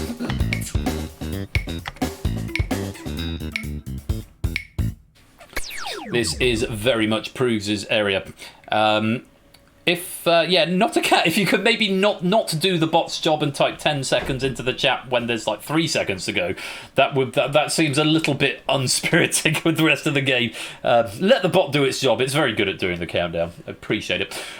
So, what 4-letter job title is given to a technician hired to set up equipment to support cameras during filming? The correct answer was a grip. It might be Alex, to be fair, so you might have a grip called Alex. It's called All the Grips Alex. It doesn't work if he's called like Ned or like, Jeremiah or something. Change your name. Your name is Alex now. Alex. Very well done, Clive, Lingo, Quizface, and Proogs all getting that one right. That's not my job, Cycle. Cycle Space, unfortunately, that is going to mean you cannot escape this round. And, don't be sorry, it's just a momentary moment of pain for you. Unfortunately, you are the first player to be frozen out. Now, with 3 questions remaining, Shapes, Clive and Lingo, you still need all 3. Proves, you can't afford a wrong answer, but you can afford 1 abstention. Quizzle and Quizface, you can afford 1 wrong answer if you like. Is Claire still going? Bloody Nora, Claire is still going. Claire bid 10. Claire is going to be cashing in big time here if she can do these last 3 questions. Everyone's going, go on, Claire. Yeah. Elsewhere in the lobby, we've got a few people frozen out, a few people banked already. Everyone other than Claire just needs 1 more question from these remaining 3. Claire does require all 3. Good luck to you all. Question number 8 is worth 15 points. Have a look. Which American rapper has collaborated with Nike on multiple occasions to release shoes like the Air Max 270 Cactus Trails and the Air Force One Low Cactus Jack? May I give the possible answers to this? In 3, 2, 1. What do you think? Steve Madden. Steve Madden, women's shoes. Steve Madden. Sorry. Sorry. Yeah, Wolf of Wall Street is a thing. Love Nikes, I don't know this. Oh, Claire, well, she's attempted something. Do you have a power cut? Oh, no, Ali Law. That is very much. I hope everything is doing okay where you are. Got it. Steve Madden. Let's take a look. The correct answer is Travis Scott. Oh, it's not Fiddy, it's not Lil Nas X, and it's not Kanye West. So that is going to be Lingo, Clive, and Shapes. That is the end of the round for you. I'm afraid you're frozen out. You cannot get any points here. And Claire, the run comes to an end, as it does for DMC as well. Oh no, DMC, you still got 2 questions. DMC, you're not frozen out yet. You could still answer. Yeah, so the answer here was Travis Scott. Cactus Jack is the name of a record label founded by Travis Scott. Let's reset the podiums. 4 players now frozen out. 5 have banked. Quizface and Quizzle requiring 1. Proves requiring both. And DMC requiring 2. Everyone who's still yellow in the lobby, you just need 1 from 2. Question number 9 is worth 17 points. Take a look at this. Who was the youngest person to receive an Emmy, Grammy, Oscar and Tony in competitive categories and, in 2018, became the first and currently only person to have a double EGOT?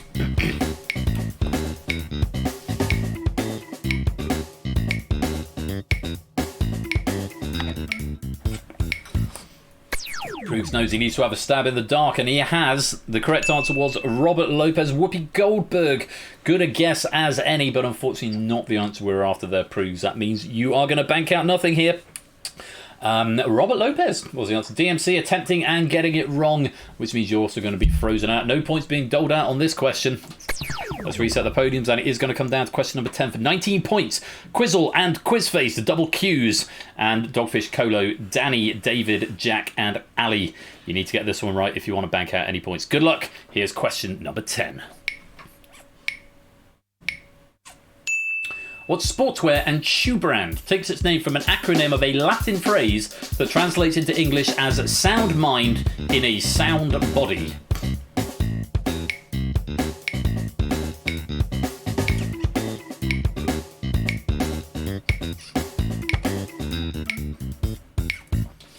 Quizface not even going to have a bite at the cherry. The correct answer was Asics. Quizzle getting there. Very well played. Anima sana in corporo sano. Don't know why I said that with a Spanish accent. Asics was the answer. Quizzle banking out 37 points and solidifying his place in pole position going into the final. Unfortunately, if you didn't bank out in the lobby game in that round, you get nothing for the round. That is the end of the question. And yeah, 9 out of 10 for Claire. That's a nightmare. That's a huge moment. We've still not seen anyone do 10 out of 10 in this round. One day it will happen, but it is not today. That is the end of round 4. Let's reset the podiums and check out the scores.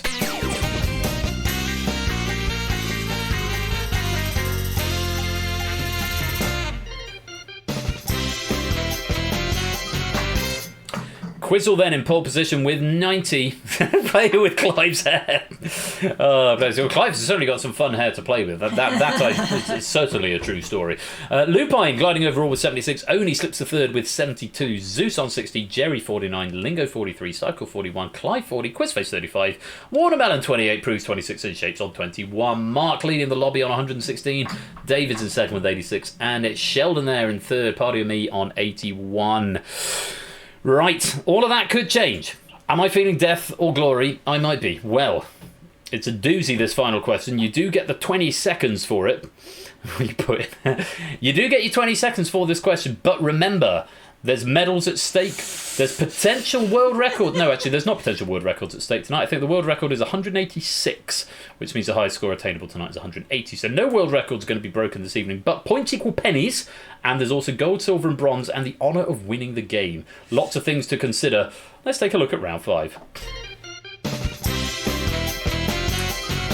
Round 5 is the Big Finish. A category for the Big Finish question will be given, for example, art. When prompted, whisper a bid. Stephanie's Twitch bot can be any point from 10 up to your current score. If you have fewer than 10 points, which I don't think applies to anyone in the hot seat, then you won't be able to bid and you'll be given a default bid of 10. When the question appears, whisper your answer to the bot. Correct answer will win you your point. Wrong answers will lose you your point. There's one question in the round. A theoretical maximum of 250 points available here. But in this particular instance, only 90 or 180 is going to be the maximum you can get. 90 points is what you could double. Gold, silver and bronze available. Points equal pennies. And this question is a little hard, though there are a number of routes into it. So it's very much in vogue with what's been with the rest of Samsa's pack this evening. So, How many pennies do you want to risk? How many is a tactical risk if you're thinking, well, if that person is going to go for that and I want to get ahead of them, I need to bid one more whilst mitigating what I'm still going to walk away with. Lots of things to consider. The category for the Big Finish question, I don't actually know what it is myself. Oh, yeah. Is being released in 3, 2, 1. UK towns.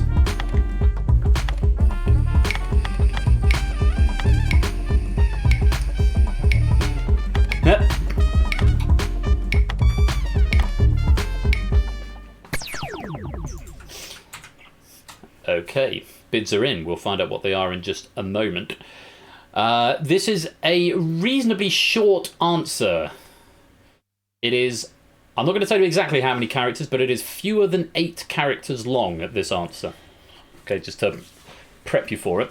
And we are after, as the category suggests, the town and not anything else that might be a clue in the question. We are after the name of the town. Good luck to you all. The Big Finish question tonight is...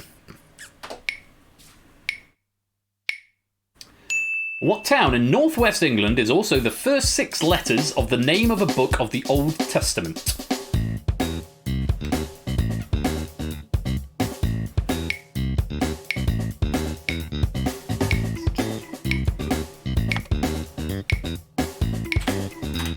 I'm slowing the timer down. If you want a chance to get some answers in, I'll slow it down even more. I've slowed it down as much as I can, and there we go. That is time up. I did slow the timer down to try and get some more time there. Maybe we still need 30 seconds on that last question rather than the 20 that we had there. I slowed it down towards the end, probably gave you about 25. But was it enough? Genesee, please drive carefully. I love that. Anyone been to Exodus Castle? Yeah, it's just down the road from Barnard Castle. Right, well, let's take a look first of all at what the correct answer was. It was Eccles. Oh, a big red bath over in the wings over there. It's never a good sign to start with.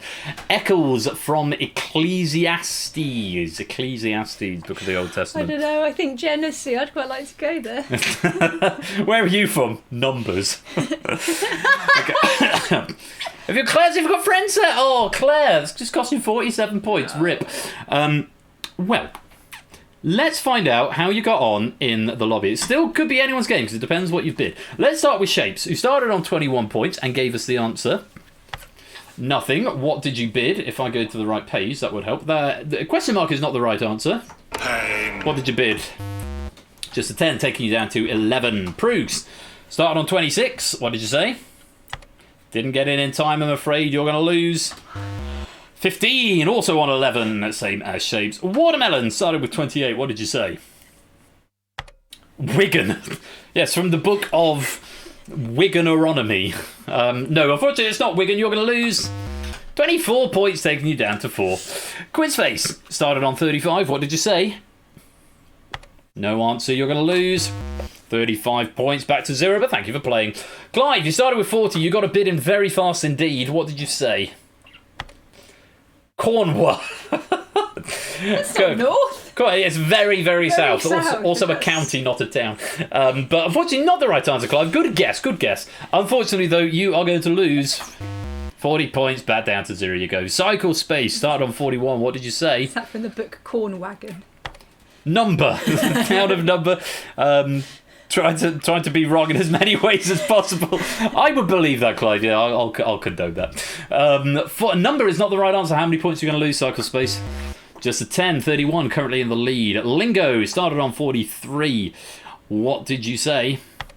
Again, went for Number. Not the right answer. You're going to lose 10 points. Located in Wang County. Yes, quite right. Number, Wang. Lingamaniac with the lead of 33. Jerry Ellis started on 49. What did you say? Levisha. That looks like it could be a town. It looks like it would be a town in sort of Eastern Europe somewhere. Levisha. Not in the northwest of the UK, I'm afraid. From Leviticus. You are going to lose 20 points, taking it down to 29 and into 3rd place. Moving on to Zeuslas, currently on 60 points. What did you say? Genesee, not the right answer. How many points are you going to lose, Zeus? Just a 10, taking you down to 50 and into the lead. Zeus currently in the lead, but it is going to come down to our top 3 players, Quizzle, Lupine and Oni. See what they said. Oni, first of all, started on 72. What did you say? Sail, good guess. I'm not sure which book of the Bible that would be. Find 8, I forget how to count to 6. Yeah, well, it's fewer than 8 characters. But sail is not the right answer, and you're going to lose. Just a 10, 62. Oni currently in the lead. Lupine is yet to declare, currently on 76. What did you say, Lupine? A right answer. We have got the right answer here. Eccles it was. I do declare, says Lupine. Absolutely the right answer.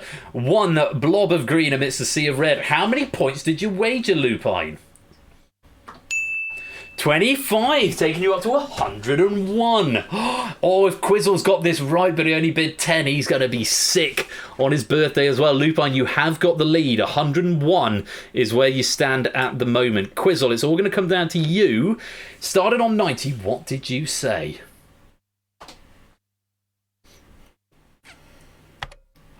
Deuter. Pain. Not the right answer, Quizzle. How many points did you risk? 20, taking you down to 70. It does drop you into second place, and it means that currently in third place and remaining in third place was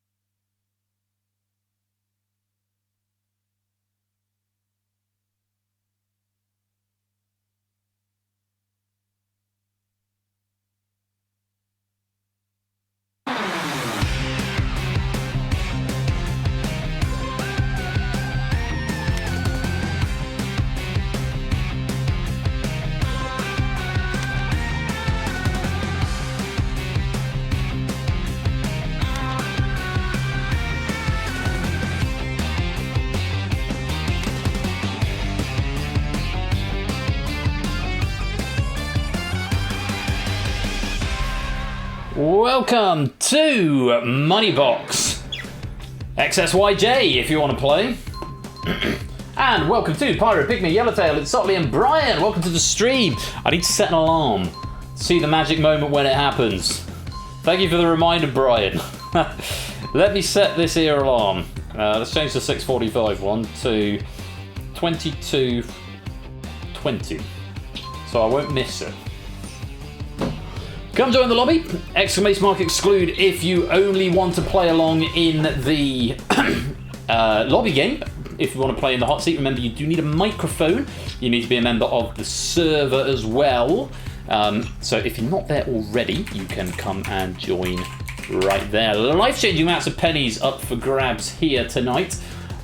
So if you fancy your chances, type in the code. And it will be many pogs. Right, XSYJ to XSYJ. And remember, even if you only want to play in the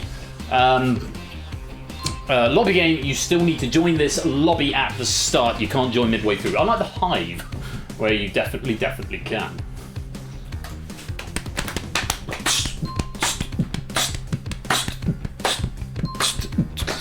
Oh, hello, Bash.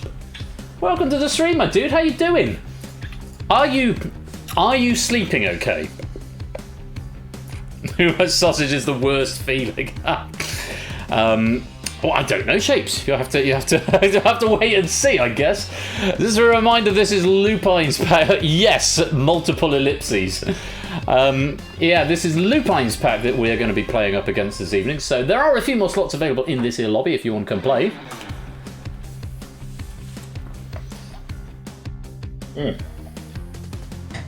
Alright, I'll give you a few more seconds to come join. Type the code again, BC, if you wanna leave.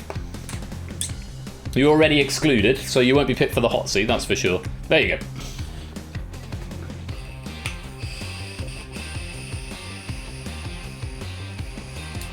go. Alright, let's give you a couple more seconds. And then we will get this game underway. We'll pick two players to come and join me in. In fact, speaking of which, I need to go and join the broadcast studio, don't I? Goodness. Use words, Ben. Hopefully the sound will all be working tonight. Thanks again to Ash and Score. I was doing sound testing with the other day and it just wasn't working. It turned out I'd just put a wrong setting on Discord, so hopefully it'll all be fine. Haven't had any Windows updates since the last time. Right, 10 seconds then. Even if you just want to come join the lobby game, you do need to join now.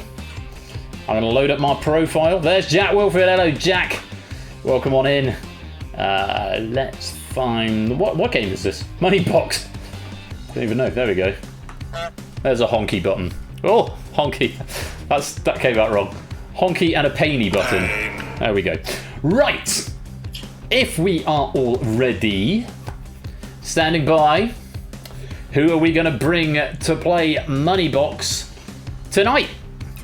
Let's press the magic button and find out. Yeah, sorry, that's my bad. My bad. It's such a bad word that it doesn't even like it on Twitch. Right, let's press the magic button. And, okay, to make me allow it again. Right, is that the end of the sting? Perfect timing. Here we go. In the hot seat tonight. It's Clive, and it's Party and me. Clive and Sheldon, welcome to you both. If you'd like to make your way towards the green room, we will get you sound tested and into the broadcast studio. I'll unmute you all in the Discord on OBS. Clive and Sheldon facing off against... not facing off, that's late. That's season 7 against Lupine's question pack here. Sheldon of Legend, absolutely. As to say, stacked. This could be a stacked game. Two very strong quizzes here in the shape of Clive and Sheldon. And they'll, I'm sure they'll be able to work it through and lots of these questions be able to sort them out. In the meanwhile, if anybody would like some Moneybox bonuses, Moneybox 44 right there is the code you need to type. Clive, Sheldon, good evening. How are you? Nice to have you here, and welcome to the Moneybox hot seat. How are you feeling? I'm nervous. No, not to be. Sheldon, your recent dabble with fame on the telly, as I recall. Would you like to tell the boys and girls and ladies and gentlemen about that? Yes, I beat one of the 2 original chasers. I beat the Beast on the US version of the chase. Did you go up to him afterwards and go easy? No, but I did want to see him.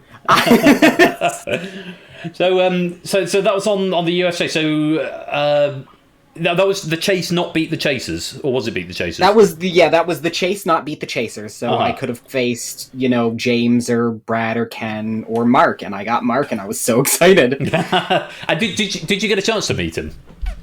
Yeah. We got pictures. Got to shake his hand. That was awesome. Was he as scary in real life?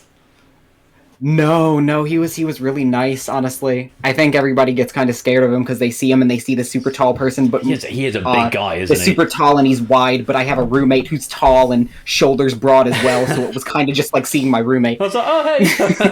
Nice. Well, you are in the Moneybox arena, not quite as high stakes here, but still might be a little bit scary, but facing up against Lupine's pack. But you have got a fabulous partner in crime in the shape of Clive of Legend. Clive, good afternoon. Hello. How are you keeping, my friend? I'm very good, thank you. How are you? Yeah, ticking along. Have you got a game show story to share with us? No. I'm still coming to peace with your mariachi band story from Would I Lie to You? No, I think Toad's basically told everyone, but I don't know if I can say it on stream yet. So. Oh, okay. I will. It's on you. You can say it if you like. But it's if for what it's worth, I don't know. So I'm now very curious as to what this might be. I'll save it for next year's charity stream. Save it for next year's. Okie dokie. Look forward to that. Now, Clive and Sheldon, obviously you've worked together, presumably in the past, or on opposing teams, but you two know each other reasonably well. No, never met him before. No, we do. Yeah. So, just a reminder that this is a team game, right the way through to the end, and at the end it becomes a game of trust rather than deception. If you've not played before, it's sort of a bit like a quiz version of Golden Balls, a bit, except with 100% less Jasper Carrot, and 100% less Prisoner's Dilemma. Am I right? Score. Boom. I don't know, maybe. I don't know, waiting for Score to ban me from my own stream now. So, you are going to be playing together. Cricket's all around, says Bud. If you've not played before, the rules are relatively straightforward. You pick a coin and you pick a category. You're getting a 50-50 multiple choice question that you get a chance to discuss amongst yourselves before locking one in. You're looking for cash values and right answers. If you find killer values and wrong answers, then that's going to do terribly bad things to your total, which you want to be as high as possible before we get to the end. Oh, it's an entirely accurate statement, apparently. So there is 100% less Prisoner's Dilemma because there's none in Golden Balls either, and none in this. So I suppose, 100% of 0 is still 0. Shall I shut up and we'll get on with the game? That sounds like let's play. That sounds like a good plan. Right, gentlemen, your categories for tonight are transport, popular music, and politics to start off on A, B, and C. Sport, television, and film, coupling up with D, E, and F. Food and drink, video games, and geography make up G, H, and I. And US history, board games, and words and phrases complete your gamut of 12 categories. And those are your values up top. 4 killers, 8 cash values. You're looking for cash and right answers to increase your money box as much as possible. So it's a team game. Generally along the way, just for the sake of ease, I will generally ask one person for a category and then another person for a coin. But feel free to discuss along the way, because bear in mind the 4 categories that get left at the end, you only answer 8 questions. The 4 that are left at the end, R and G, will pick one of those to be your final question. So you sort of don't want to leave 4 for the end that neither of you have any idea on. Something we can discuss along the way. You both ready to play? Yeah, let's do it. Let's play Moneybox. And there is our famous Moneybox machine. So, Clive, you're on my left here. Anything leaping out at you from a category point of view? I'm happy with anything but sport or geo. You got any preferences, Sheldon? Honestly, I'd rather get rid of those in the main game than take them to the end. Okay. We'll risk them at the end, yeah. Just make sure we got the rules right. Do we have to play all 4 of the ones we leave, or No, we only play one of them, but I think it's better odds to like leave us stuff that we're just happy with, and if we use them early, that's great. All right. Yeah, so if you leave yourself the 4 that you don't like at the end, or 2 out of 4 that you don't like, there is a 1 in 4 chance that you'll get, or 1 in 2 that you get one that you don't like, and it's RNG. Right. Yeah. I'll figure this game out eventually, so we want to get rid of the 4th then. So you want to get sport out of the way? Yes. Okay, we will load a sport question. Preference on coin? Let's do C for Clive. C for Clive. We'll load that in. Lobby, you're going to be answering first if you're playing in the lobby game, A or B or 1 or 2. Follow the instructions in the chat, and you've got 20 seconds to get an answer in. Your coin will be randomly assigned, your value. You've got the same values in the lobby as they have in the hot seat, but it won't be the same value that they pick. It will be a random value that will be assigned to you just to give the game a little bit more spice. Let's load C into your money box and take a look at your first question on sport. Which of these horse races took place earlier at the 2021 Royal Ascot meeting? Was it the Diamond Jubilee Stakes or the Gold Cup? The lobby's answering now. Clive Sheldon, what do you think? Good lord, horse racing. Okay. Do you have any ideas whatsoever? Absolutely no idea. Okay, cool. Same. I've heard of one of them, but not the other. Yeah. That's more than me. I've heard of the Diamond Stakes. The Diamond Stakes Jubilee is a name I've definitely heard in my life. I can't say when. That's the one I hadn't heard of. I've heard of the Gold Cup, but I hadn't heard of the other one. So Gold Cup presumably is bigger. So do they do the bigger races later or earlier? Yeah, like if you've heard of it. Good lord. Right, but don't let me influence you too much. I'm just sort of chipping I in. am. Obviously, I can't actively help you. I can just, you've officially done it now. tell you information. You stuck your R in. You're part of the team now. No, so we. So horse racing kind of has to take place near the summer, the spring, right? So there's not much to throw us about. Yeah. And give us any extra answer here. What are we going to go for? So does it build up to the big races, or does it start with them and have a bunch of smaller ones later? Well, how about we go for... I'm going to flip an imaginary coin here. I'm feeling Gold Cup here. Sounds good. Gold Cup. Should we lock in B? Yes, please. Gold Cup is locked in. First of all, let's find out, is that the right answer? Lucky coin flip. It certainly was. Yes, so these are all at the same festival. The Gold Cup is on the Thursday. The other one, the Diamond Jubilee Stakes, is on the Saturday, which is the last day of the festival. And just because I don't know much about horse races, just because I've heard of it, is not necessarily a good metric to set by the fact that it's one of the bigger races. But you take what you want from this. AB Me and Toot and Proves finding the maximum value of 500 and getting it right there. Nicely done. A few players finding a killer and getting it wrong, but no drama at this point because you're already on 0. Let's find out, Clive and Sheldon, what did you bring to your money box? Okay, that's...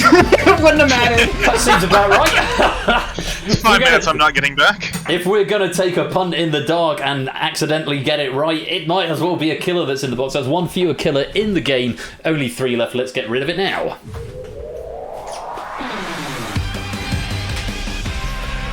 AB Me Too Proves taking an early lead in the lobby on 500.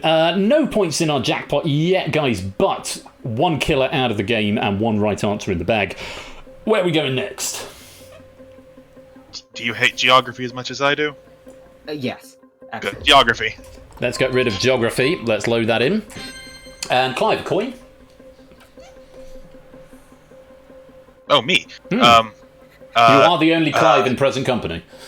Yeah, I just thought Sheldon was... Oh, Sheldon picked C for Clive, didn't he? Yeah. E, please. E. Let's load E into your money box. Coins assigned at random in the lobby. 20 seconds to get your answer in, and here's your question on geography. According to the CIA World Fact Book, which of these countries has the larger land area? Is it Paraguay or Uruguay? what's funny about this is I was just looking through the CIA World Book yesterday. Ooh. Does that mean I paid attention? Not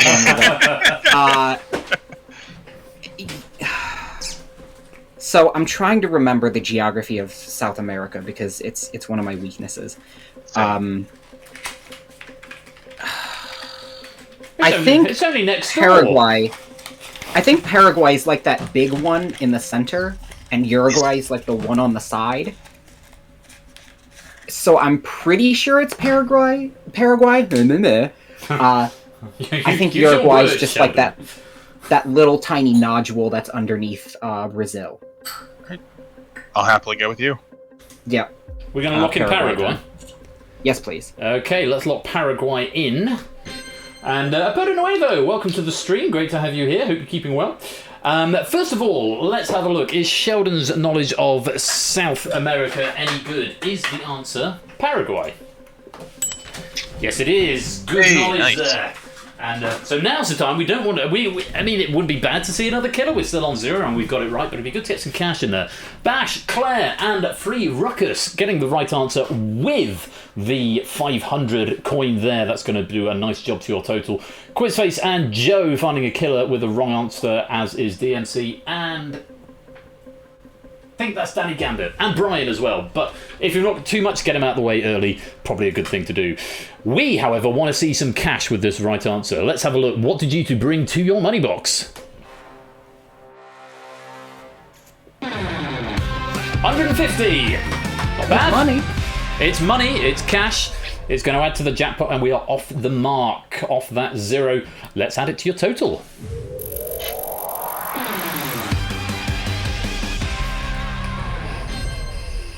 Alright. Because I didn't pick last time, Clive. Sorry! How about, no, because we we just mixed it up. How does words and phrases sound to you? Brilliant. Words and phrases. Okay, feeling a little more confident about this one. Okay, let's load this one in. And a coin to go with it. I'll pick both of them, and then we'll do it normal next time. I, please. I. Okay, we're going to go for I. Let's load it into your money box.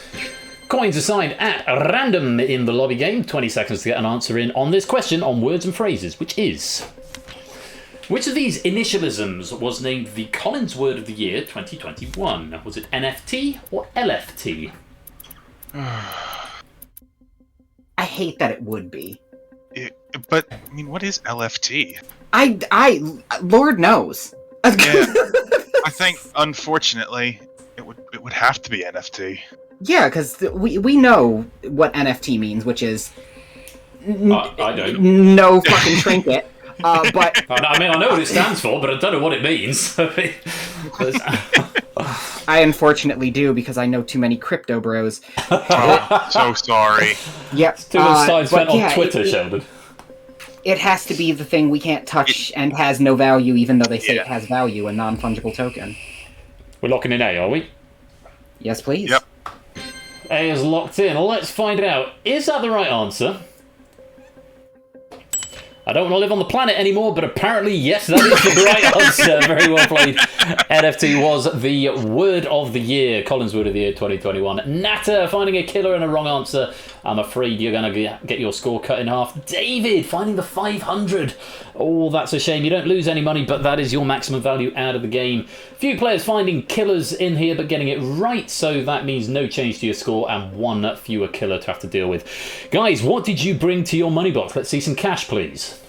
Clive, if it's 500, I'm going to cry. It's 100. Still on the top row. Lowest value in the game, but it is cash. Honestly, I can't. I would have been mad if we got 500 for NFT. From an NFT question. that would have been a weird sort of strange karma going on there. Yeah. Pennies are not cryptocurrency. I just want to clarify that right now. Let's add 100 pennies to your jackpot. Oh, heavens of mercy. AB Me currently with the lead. Oni's in second. Claire is in third. 3 questions in, guys. And where are we going now? Because we're getting to the halfway stage, so we want to start to be thinking about questions we definitely want to see now that we're feeling confident about, questions we're definitely not confident about at the end, and questions we're sort of for the end. I forget who we're going to, but possibly to Sheldon? Yeah, and then it goes back to Clive and bounces. Yep. I think as part of the Alphabet Mafia, we both like pop music in a way, right, Clive?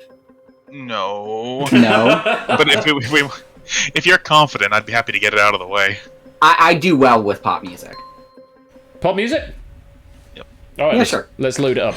And if we'd like to pick a coin to go with it, Effrontery, welcome to the stream. Great to have you with us. Coin. What do we fancy? We'll have G for Sheldon. G for Sheldon. I see what you're doing there. Seems legit. Let's load G into your money box. And coins assigned at random in the lobby. 20 seconds to get an answer in on popular music. And that question is... which Prince single was released earlier? Was it Kiss or was it Purple Rain?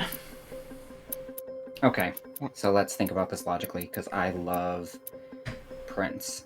So Did Purple Rain get released with the film? It did.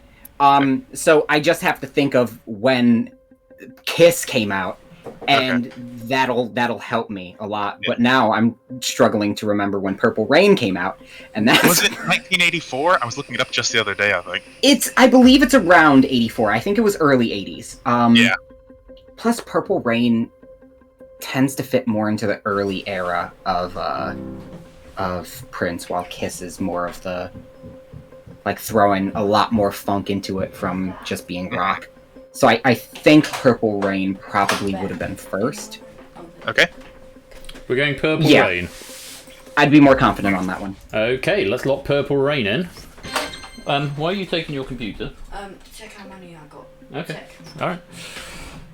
Purple Rain is what we're locking in. Is that the right answer? Good logic. Yes, it was. Purple Rain. You can't get away from it now, Clive. Purple Rain. But you can't hear the piano, so it's not as fun. For everyone on the stream... well, for you, maybe. But yeah, quite. AB, me and Claire and Prugs all finding a wrong answer and a killer that is going to cut your score in half. Bad luck from the top of the tree as well. We could have some new leaders here. Yellowtail and Mark finding some big money there. The 500, Samster, David, and it's Sotley finding the 375 with the right answer. A couple of 500s or a 500 there with the wrong answer. I think that might be Halo. Bad luck there. What's the right answer? We want to see some big money. What did you bring to your money box?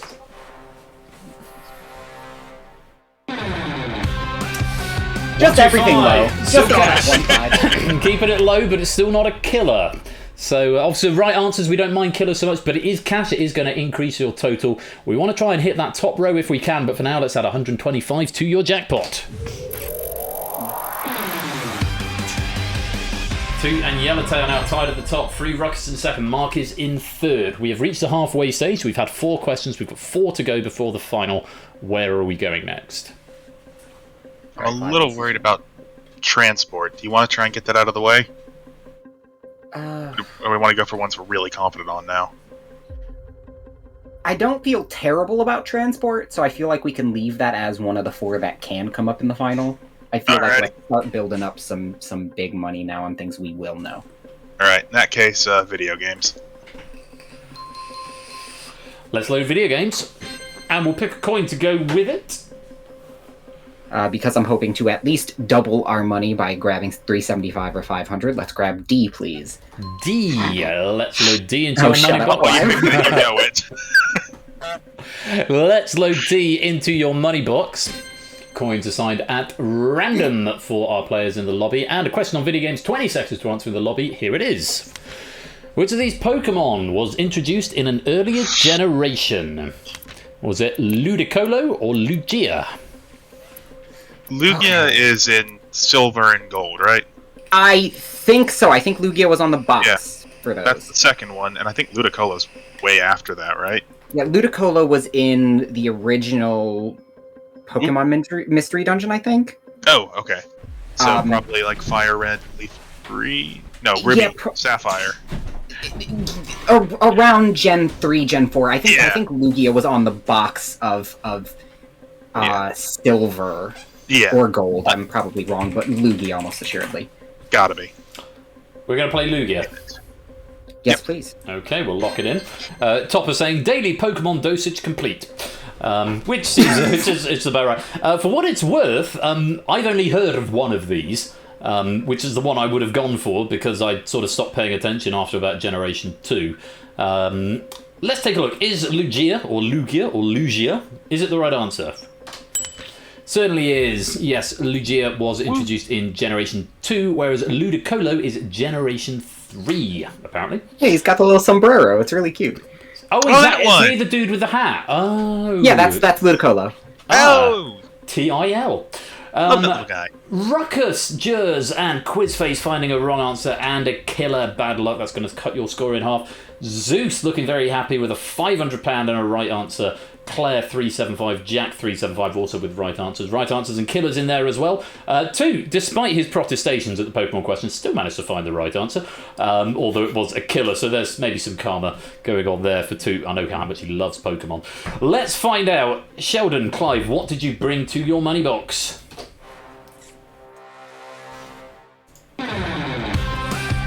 Working away up slowly.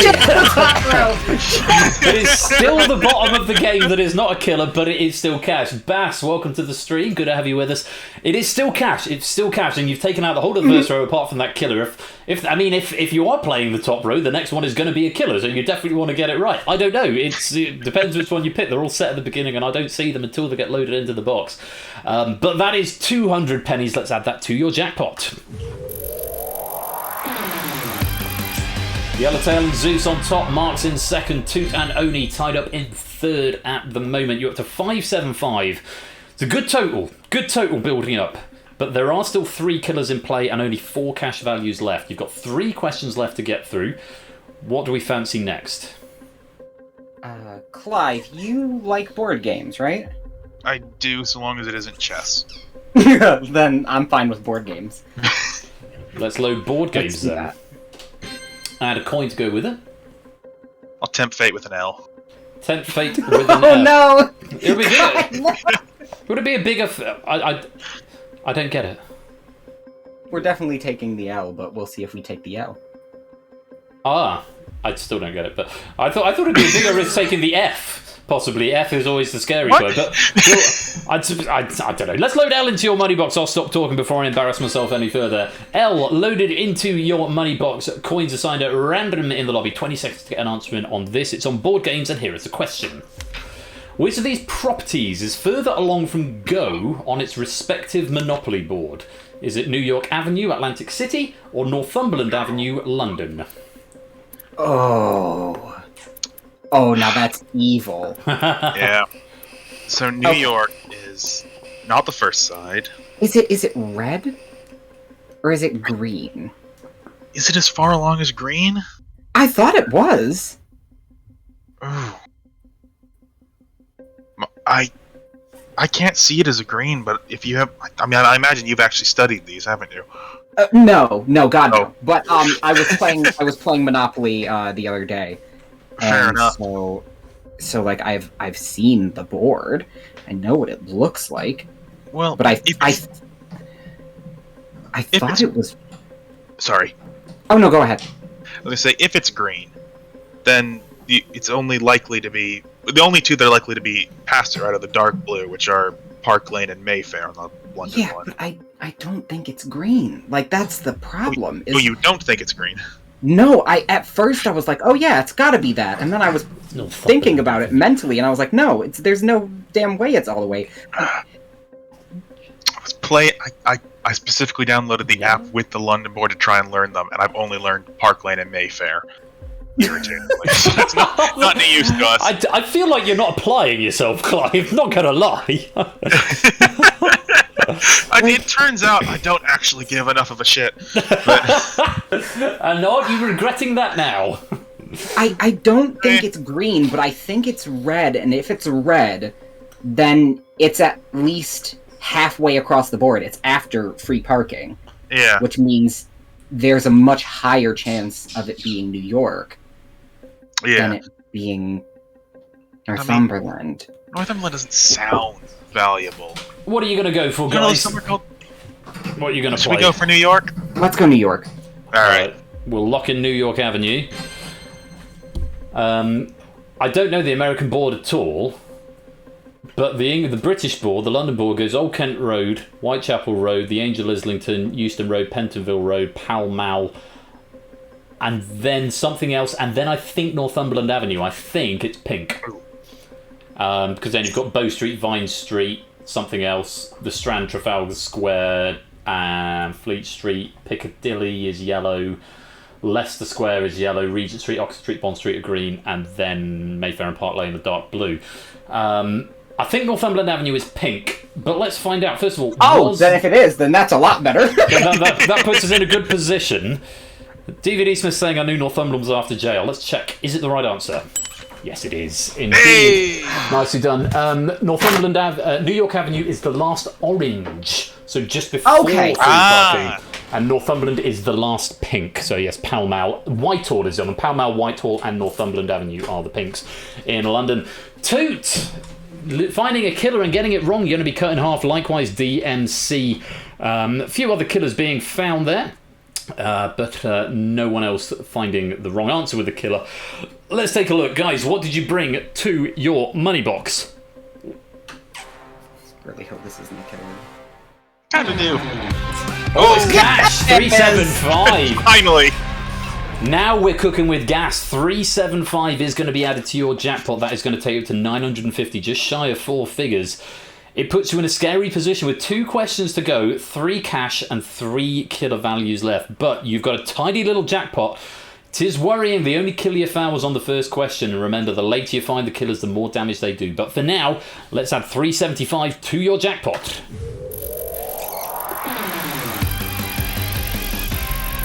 Zeus now taking the lead. Samson's in second. Yellowtail in third in the lobby.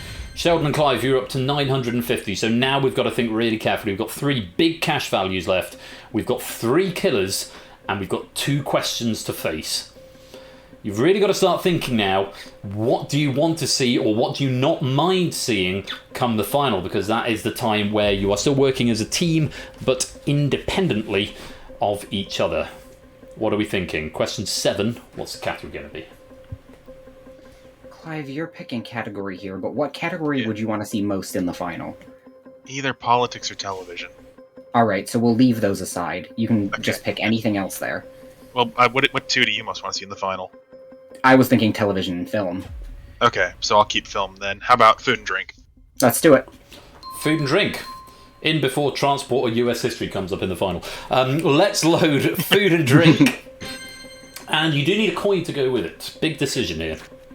Okay, well, let's go J. J, okay. Let's load J into your money box. Coin values set at random in the lobby game from any of the values that you haven't yet seen. 20 seconds to answer, and here's a question on food and drink. When made using semi-skimmed milk, which of these drinks from Starbucks UK's 2021 holiday menu contains more sugar? Is it a tall fudge brownie hot chocolate or a grande caramel waffle latte? So this hurts.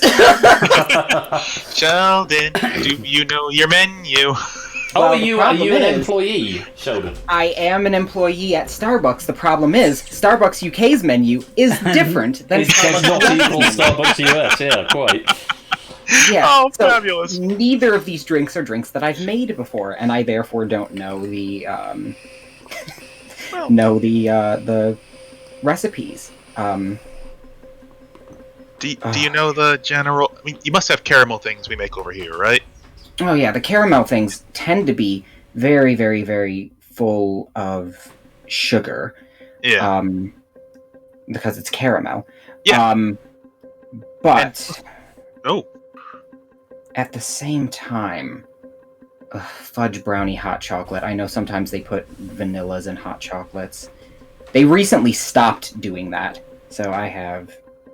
I mean, how much size difference is there between a tall and a grande? Well, a grande is 16 ounces. So, and a tall is only 12, at least in the US. Yeah. So, like, is there enough would there be enough they could add into the brownie to get it past that size difference?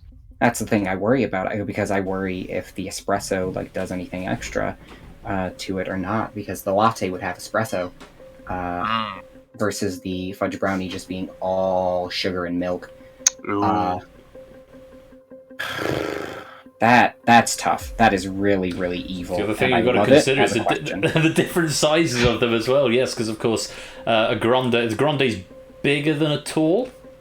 Yes, a grande is bigger than a tall, and so that's the thing that's really holding me up. I'm like, okay, obviously it's the grande, but then you look at it and you go, okay, obviously it's a grande, but and so here we are. I just really want a grande caramel waffle latte now. I start most days with a regular caramel latte. How do you add a what? I mean, do you like grate it? Is it like grated on top? Is it blended, or is it like caramel waffle flavored syrup? It's probably just the flavor is reminiscent, and it has like a waffle topping. Okay, that would make sense. Maybe we don't overthink it, and we just go with a larger drink. Plus, it's caramel. Yeah, I mean caramel, gotta be. Yeah. You don't sound convinced, Sheldon. I'm not gonna lie. I'm scared. I'm very scared because I'm gonna be like, if you tricked me with a trick question, I'm gonna be so insulted, and it's on Starbucks. It's not me. It's all Lupine you can blame. Like there haven't really been any trick questions so far. They've all been pretty straightforward. Wide apart. Yeah. I think these are probably close enough in like calories, but that one is slightly more. Yeah, let's go with the caramel. Going with the caramel? Yeah. All right. I'm just really hoping that this coin isn't a killer. Let's lock in B. Grande caramel waffle latte. First of all, let's find out, is that the correct answer? Oh, no! It was the fudge brownie. It's got more sugar, 41 grams compared to 37 grams in the grande. You were right, not a lot in it, but there is more sugar in the smaller drink. It is 2 minutes. Me and you, Lupine. I'll see you in the parking lot. Me and you. Oh, dearie me. So, best case scenario at this point is 250, which isn't great. Worst case scenario is going to be one of those killers knocking your score in half. Over in the wings, Topper finding a killer with the wrong answer, as is Colo and Jack and Joe. Very bad luck, your score's going to be cut in half. Zeus is flying along, another 375, second highest value in the game, already at the top. That's a nice position to be in. Let's find out. I wish you the best of luck. Clive Sheldon, what did you bring to your money box? Oh, it's cash, 250. Now that's okay, never mind. Parking lot meeting postponed. It's not ideal, but it is not a killer. You stick it at 950. The 250 goes out of the game. You could have been at 1200, but we don't worry. Let's concentrate on the positives right here. One question to go. You're at 950. Let's get rid of that 250 coin.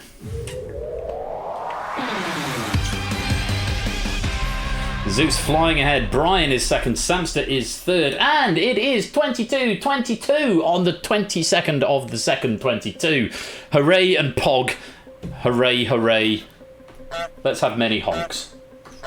Well, I could do 22. That's 4, 5, 6. Can you hear the honks? Oh, no. 7, yes. 8, unfortunately. 9, 10. I'll give you a pain as well. 11, 12, 13, 14, pain. 15, 16, 17, 18, 19, 20.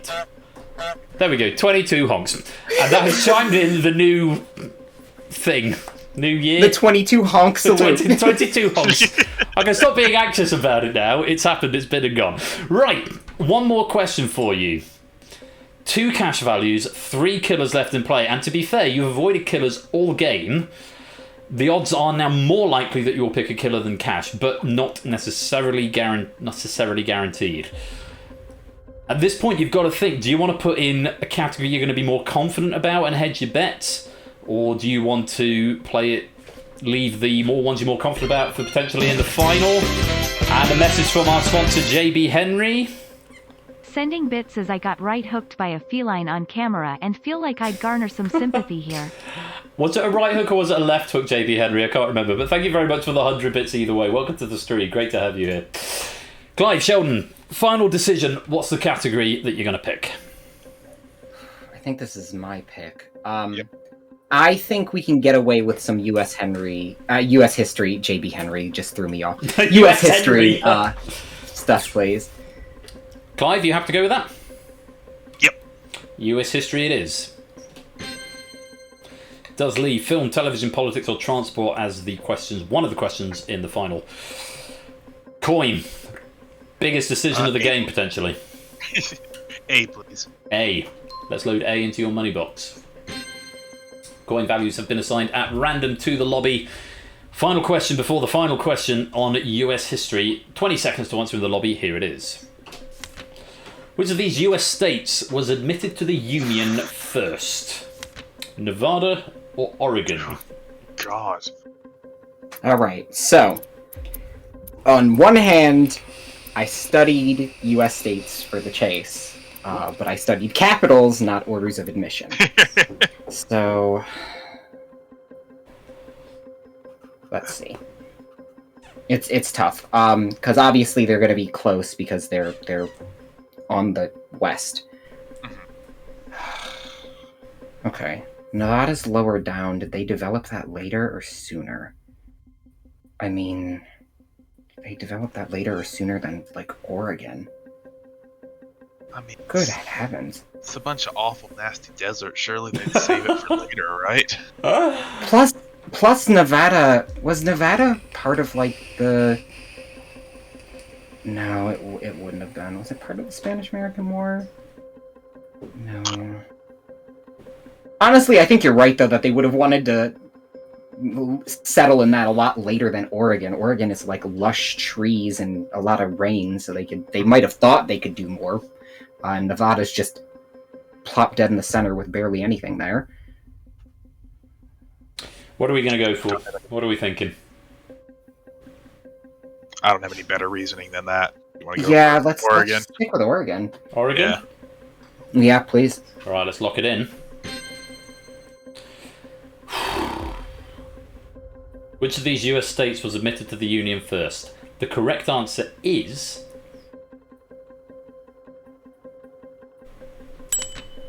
Oregon. Yay! Good decision. Oh yeah, because they split up Washington to make they split up Oregon to make Washington. Come on, I should have known that. Yes, Oregon 1859 and Nevada. Although my trivia here says Nebraska in 1864. I don't know if something was changed and the trivia wasn't updated, but either way, Oregon is the right answer, which is very nice indeed. Yellowtail, a last-minute killer for you, and Oni, Bash, Jogging Chum, Topper and Joe. Last minute killer going to cut your score in half, I'm afraid. Nata, though, looking very happy with a 500 on a right answer and 3 records for 375. Guys, it's going to be the difference between possibly 1250 or maybe 1450 or 950 in your final, depending what is in your money box right here. You know, you're not going to lose any. It's going to be at least 950 you're playing for. We're hoping it's going to be a bit more. What did you bring to your money box?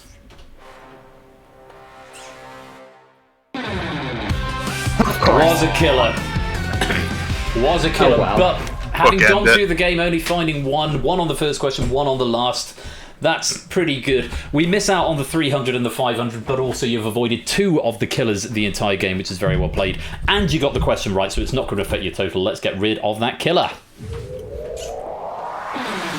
So Zeus leading in the lobby, Brian in second, Nata in third, as we go to the finale. Samson missing out on the 375 and the 500. Massive rip. Right. Time for the finale. Lobby, I will explain your game first. You may answer either A or B or pass. Choosing the correct answer will bank 100% of your points. Choosing the incorrect answer will bank 10% of your points. These are all rounded down. Choosing to pass will bank 50% of your points, and abstaining will be treated as a pass. Your pennies will then be paid out at a rate of 10% of that final score. So if you're Zeus right now and you're on 1700 and something, and you give a right answer, then you'll bank about 170. If you play and get it wrong, you'll bank out about 17. If you abstain or type pass, then if you're on 1700, you'll end up with half of 1700 divided by 10, whatever that is. As for Sheldon and Clive in the lobby game, this is the last opportunity where you've got to have a little chat. If you want to have some tactical speak, once I clear this screen, I must insist that there is no more discussion on these questions. You will face one of the remaining questions, either transport, politics, television, or film. You will be answering independently, and this is the one question where you are whispering to the bot. You again have the options of A or B or pass. If you both select the correct answer, then you split your 950 and you walk away with 475 each. If you both pick wrong, then you walk away with nothing. If one of you is right and one of you is wrong, then the person who is right wins all 950 pennies. It's a game of trust, not about deception, because it is all about the trivia. You have also got the option to pass, and the pass will basically emulate whatever your teammate gives. So if one of you is right and one of you passes, then you split the money. If one of you is wrong and one of you passes, then you leave with nothing. If you both pass, then you leave with nothing. And of course, you cannot confer once I've cleared the screen. So, are you both happy with the rules? Yes. Yeah. Would you like to have any final tactical discussion before I suspend conversation? Just briefly. Please. Would you rather go both of us take shots at it, or would you rather we just let somebody take the reins here, Clive? I mean, you are, to be blunt, a much better quizzer than me. I would be. Today I've been. No, in general. You know it. You can study. I can't be bothered. I would be happy to let you take a guess unless I'm very confident. All right. If you're very confident, please by all means go for it. And if you're not, don't hesitate to pass. I'll fight for it. And if I lose with pride and dignity. Okay. Best of luck to both of you. I hope we get a category that we can agree on. Just a quick note, Lobby, you will have 20 seconds to get your answers in. Clive and Sheldon, there will be no reaction on the screen to show that your answer has been submitted for the first 20 seconds. This is to avoid the possibility of someone locking in very quickly and giving away information to your teammate. So after 20 seconds, it will then show on the screen. If both players have locked in, Lobby, you'll have a further 5 seconds to get your answer in before the lobby locks. If one or neither player has submitted after 20 seconds, then the lobby answering options will stay open until both players have answered. Good luck to everyone in the lobby and to Clive and Sheldon as well. Your finale category is television. So it's going to be A, B or pass for 950 pennies. Good luck. Here is the final question. According to Barb's overnight viewing figures, which of these game shows broadcast on BBC One on Christmas Day 2021 was watched by more people? Was it The Wheel or Blankety Blank? Answers coming in from the lobby.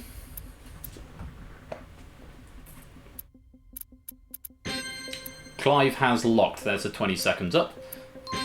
Sheldon's locked. 5 seconds in the lobby. Everyone who didn't get an answer in, you will default to pass and be given 50% of your payout. So, try not to give too much away here when I reveal the answer, Clive and Sheldon, in the interest of building tension for everybody. The correct answer here was The Wheel. The Wheel was the correct answer. The Wheel had 4.64 million viewers, Blankety Blank 4.24 million. Although Blankety Blank won this particular game show battle in 2020, it was Michael McIntyre who beat Bradders in 2021. 4.64 for The Wheel, 4.24 for Blankety Blank. And those are the scores, the final scores in the lobby game. Divide that by 10. Those are the pennies you will win, rounded down. They will automatically be added on when the credits roll. Thank you for playing and congratulations. Clive and Sheldon. Clive got an answer in first. Sheldon a few seconds afterwards. I wish you both the best of luck. I hope we're going to have a happy ending. The sting might be a celebratory sting, even if one of you wins and one of you doesn't. So I will try and contain my reaction until I have fully taken in what the board says. Good luck. What did you say?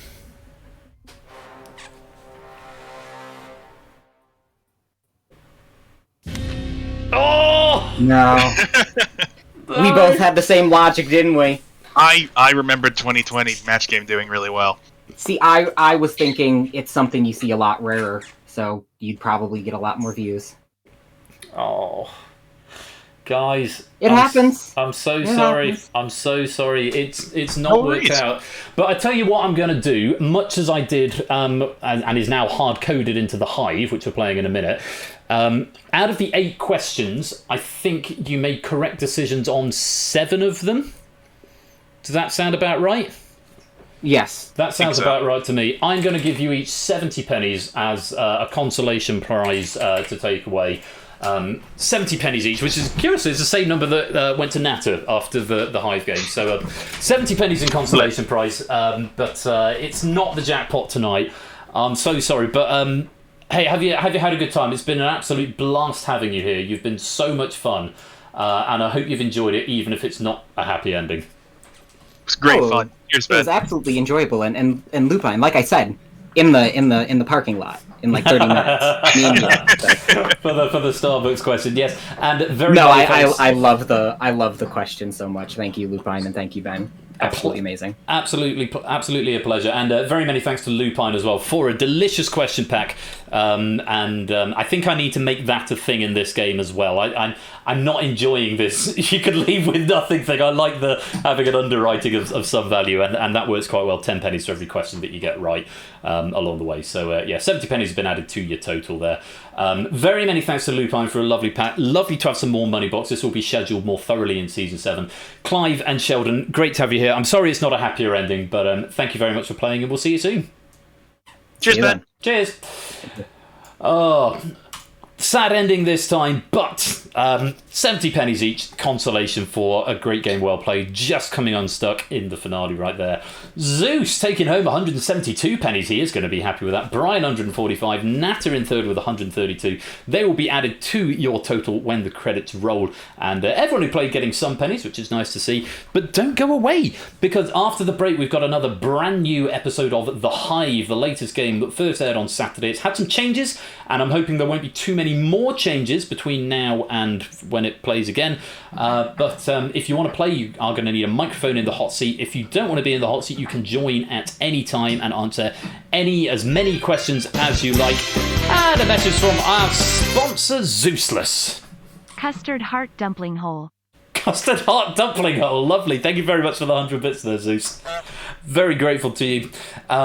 So yes, if you want to play the Hive in the hot seat, then you need to be in the Discord. You need to have a microphone. Should be good fun. Brand new question pack that I wrote this afternoon. Looking forward to sharing it with you.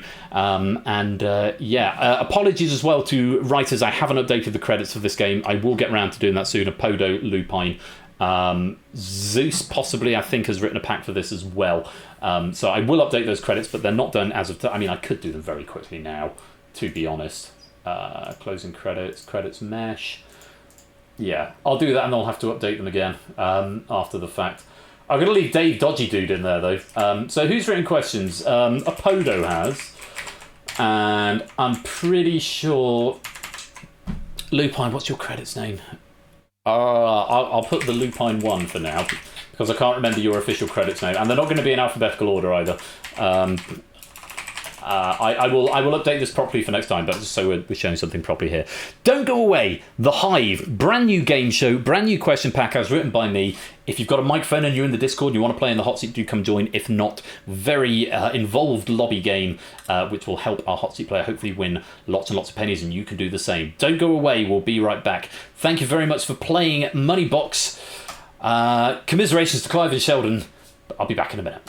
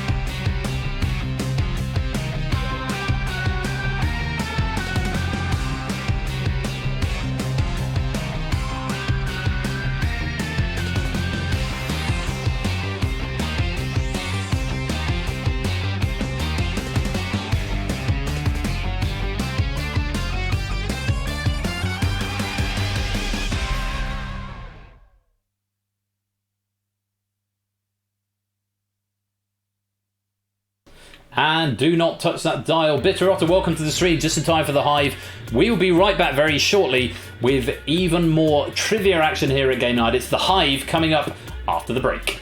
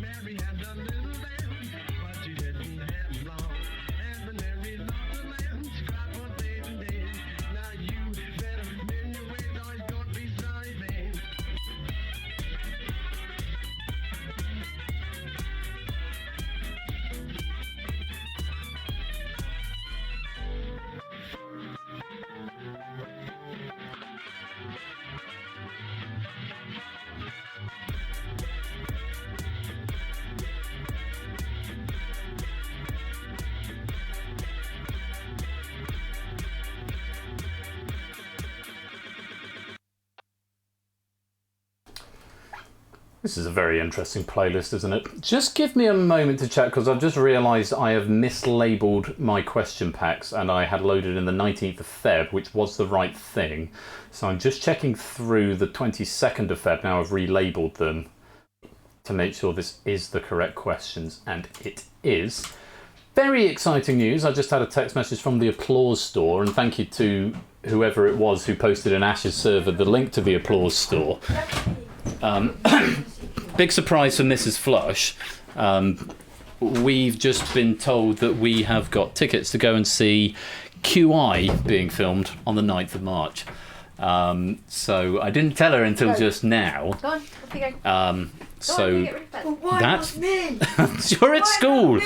Not me? I've wanted to go and see it being recorded for years, and I just never gotten around to looking into what it was. So I've just let Mrs. Flush know, and I've said, "Can you? I know it's short notice, but can you book a day off work and we'll figure something out?" Yeah, this is very much calls for fruity.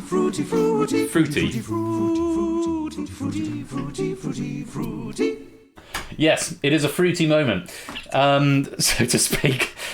Anyway, my question pattern does look like it stacks up. So, if you want to play the Hive, Little surprise for you. Thank you. If you want to play the Hive, you're going to need to make sure you're in the Discord. You've got to have a microphone ready so that you can come and talk to me.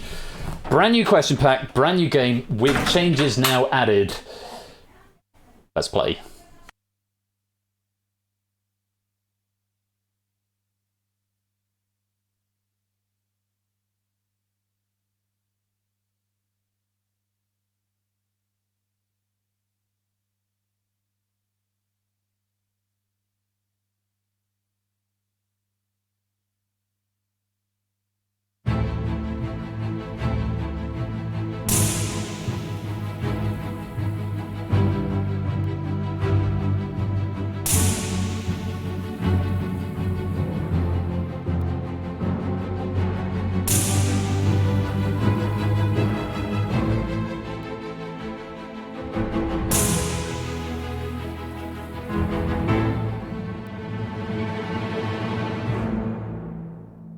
Welcome to the Hive. No major changes from last time, just a couple of very subtle ones that I think will improve the experience. First of all, the underwriting for the players in the hot seat. If you get to the final and you answer at least one question right, you will leave with at least something. And one very small change, and very many thanks to Colo for recommending this one, the answer in the final will be displayed before you have to make a decision. Might seem subtle, but it is likely to make a big difference. If you've not played before, if you weren't here on Saturday, this seemed to go down quite well. Most of the feedback was variations on a theme, or variations on about 3 different themes. I think you're going to like this one if you've not played before, and if you have, you may like it even more. If you want to play in the hot seat of the Hive, and if you only want to play in the Hive mind, if you don't want to come to the microphone, you do not need to join this lobby. There's no exclusion method. If you join this lobby, you may be picked for hot seat mode. If you just want to play in the Hive mind, you can play along by whispering to the bot. You do not need to join this lobby. It will automatically add you after you submit answers. But if you do, type in the code. EMQD.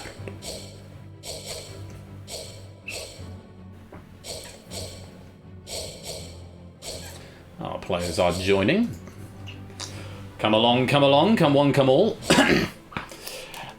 Natter, just in the interest of giving everyone a fair bite of the cherry, I might respectfully request that you withdraw from the lobby.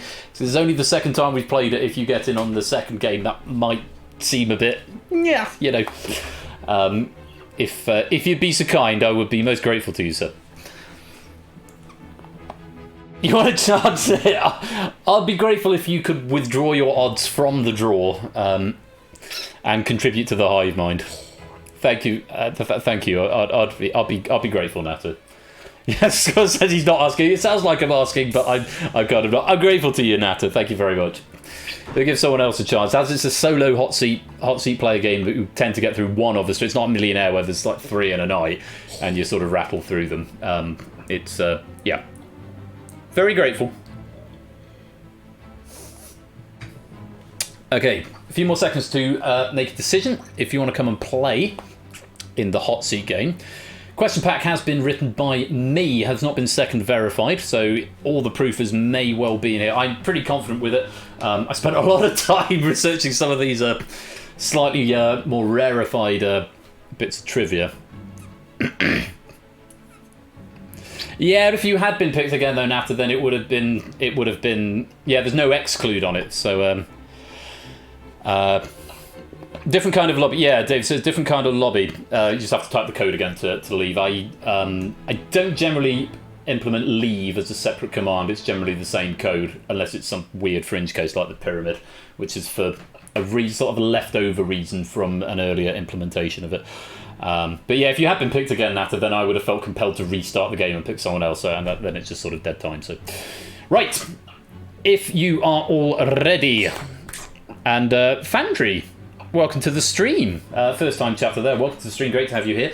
Fandry, just to let you know, this is the lobby game, and if you do want to play in the lobby game, you need to be in the Discord server, which is right there, and you need to have a microphone. If neither of those boxes can be ticked, then you may be best just to play along in the Hive Mind game.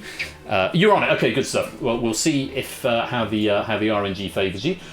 If incidentally you don't get picked for the hot seat game, then you can of course take part in the Hive My Game and will in fact be automatically added to the Hive leaderboard, which now only shows at the end of every round, every phase, rather than every question.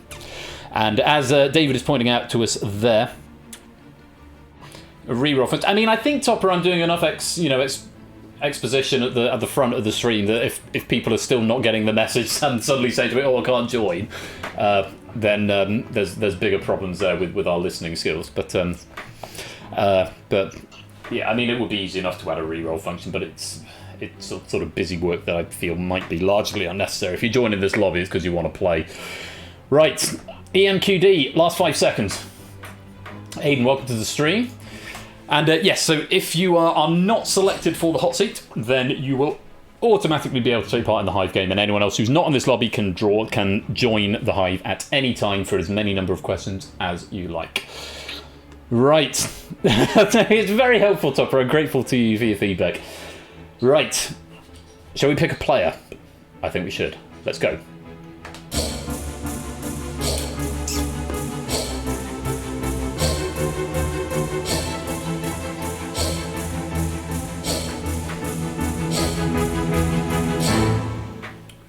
Jack Wilfred, you are in control of the Hive. As the chat is saying, please make your way to the green room where you will be sound tested and brought into the broadcast studio, and your game will begin. We'll wait for Jack to arrive.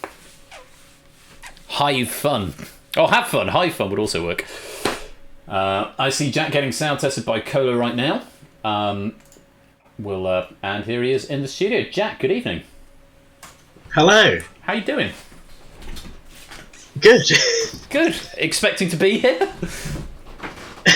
Not really. I've been sort of cooking and listening along to the stream, and then I jump on and think I'm actually going to play something, and here I am. Here you are, front and centre of everything. Well, of course, the Hive Mind is right behind you, and we'll try and cheer you on as much as possible. Did you catch Saturday's stream?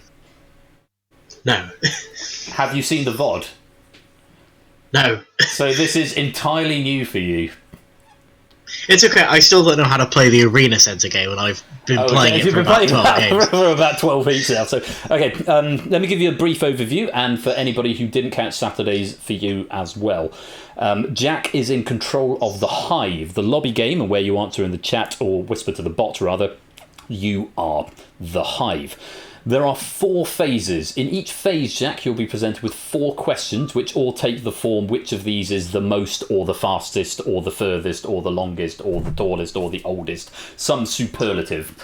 You won't be shown the options, you will only be shown the question until you have selected the question. After you've selected the question, the Hive will answer first, and then you have the decision at the end to either answer the question yourself, trust the Hive, or mistrust the Hive. If you trust the Hive, it goes with the plurality answer, i.e. the option that had the most people go for it.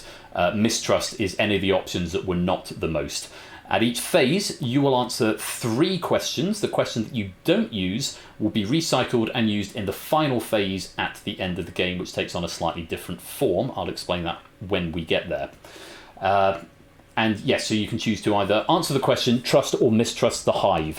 You can answer up to 2 out of 3 questions in each phase, which means in each phase you must answer at least 1 question yourself, and you must use the Hive at least once. One of the tactics of this game is deciding what you want to leave to the end. You want to leave easy questions till the end or harder questions till the end, because at the end you will have to decide how many of the Hive know the answer, rather than do I know the answer myself, or do you know the answer yourself? So you'll answer 3 out of 4 questions in each phase. You will get 20 points added to your total for the first question you get right. The next one you get right will be 30, the next will be 40, and so on. So the more questions you get right, cumulatively, you're getting more points. Additionally, the first question in each phase, there will be 2 options, A or B. The second question will be 3. The third question, there will be 4. And all 5 questions in the final, because there's an extra question which we'll get to later on, will have 5 options each. So in the final, the Hive will be answering 5 questions.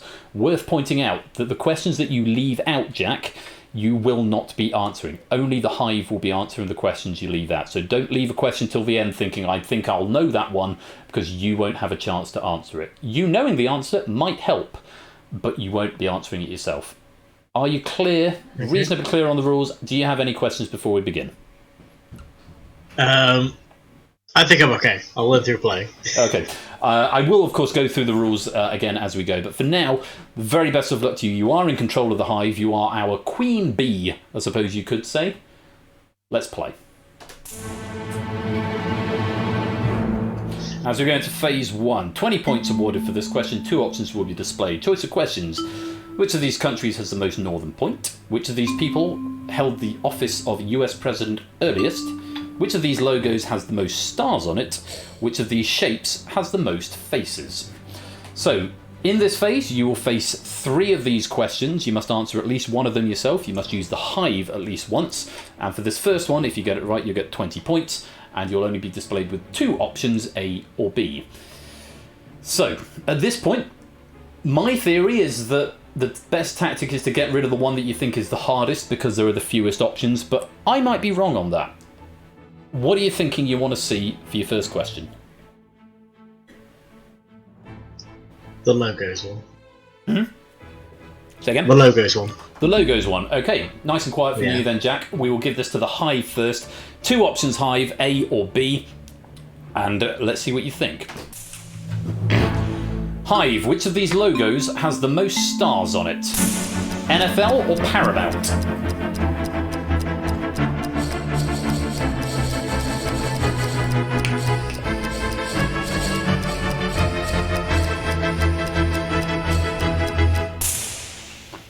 There's your time. There are 2 columns there, by the way, for answers received. 31 answers in the hive, Jack. You've got the option to answer this yourself, or you can trust the hive. What do you think? Or mistrust the hive? I don't seem to recall the NFL logo has any stars on it. Does the Paramount one? Although I'm trying to think which one the Paramount one is. I think it's the one with the Is it the one with the stars? surrounded. Yeah, the mountains surrounded by stars. Okay. I think I'm confident enough to go on this by myself because I just don't think the NFL flat logo has any stars on it. Okay. So you're going to lock in B? So we're locking B. Okay. B is locked in, and you've taken the question yourself. Let's have a look at the 31 players in the hive. How did you play? There's a lot of green there. What was the answer? Was Paramount. Good decision there to go with Paramount. 87% of the hive getting that right, just 13% going for NFL. Point in the hive, incidentally, you will get points equal to the number of players in the hive who got it wrong, plus 1. So 4 of the players who attempted that question got that one wrong. Plus 1 gives you 5. It means if everybody gets it right, you still get a single point. It's not going to show the scoreboard now. It will just show the scoreboard at the end of the round, but which ones you got right and wrong will be as a row of 3. Well played, Jack. You've got the first points on the board. Let's go back to the question selection. 30 points available now. 3 options will be displayed. What are you thinking next? Well, what happens with the question I don't use again? It goes into the final phase. The hive will answer it, and you will have to predict whether where it goes on the timeline of how many people got it right. Okay. So basically, the first question will be an extra question that no one will have seen, which will set the benchmark. After that, the questions that are left over are shuffled. One of them will be presented to the hive. They'll have to answer A, B, C, D, or E, and you'll have to say, is it higher or lower than the previous answer? The next one, you have to slot it in between the 2. The next one, you slot it in between the 3, and so on. So it gets progressively harder. So I'm assuming this is something to do, as Samsa is intimating in the chat, something to do with this US president's question, which I imagine you probably have a good idea about. Yeah, I think I'll be able to answer it on my own, unless it's like 2 consecutive 18th century. So the question is, do you want to see it now or later, or do you want to leave it to the hive in the final? I'm going to do the shapes one first. You do the shapes one first. Okay, 3 options. Hive, over to you, and Jack, for you in a minute. There'll be 30 points available. Hive, coming to you. Which of these shapes has the most faces? Square-based pyramid, cylinder, or sphere?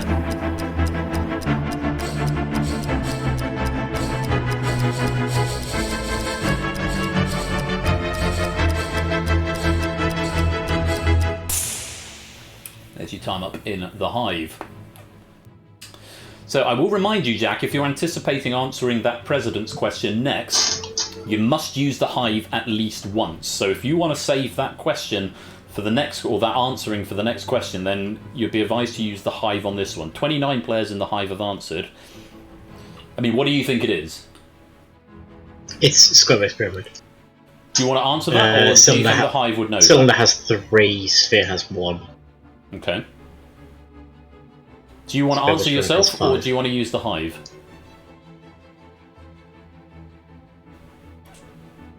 I'm going to trust the Hive. You're going to trust the Hive, so you're going to save that question for next time. So you think the Hive will know this? Yeah. Okay. We'll trust the Hive. First of all, let's see what the correct answer is. You're absolutely right. Square-based pyramid has got 5. Cylinder has 3. Sphere has 1. We're hoping to see a lot of green here. It's a good start. Good decision to trust the Hive there. Square-based pyramid, 97%. Just one player going for Cylinder, so 2 points to each player in the Hive, which means, Jack, you have got the opportunity to answer this last question, or you can mistrust the Hive if you don't think they know. Square-based pyramid was the right answer. Back to the last question of phase 1. Which one are you going for? I'm going to take the US president one. Bear in mind, the country's question about the most northern point will go to the final phase. Do you think, out of interest, do you think that northern point one, is that going to be easy, hard, medium? I think it will be relatively easy in phase 1, which is why I'm not as worried about the US president one. Well, that was my logic when I was putting them together, but we'll have to wait and see. 40 points if you can get this one right. You can still mistrust the Hive if you're not confident yourself, but 4 options will be displayed. Hive, over to you.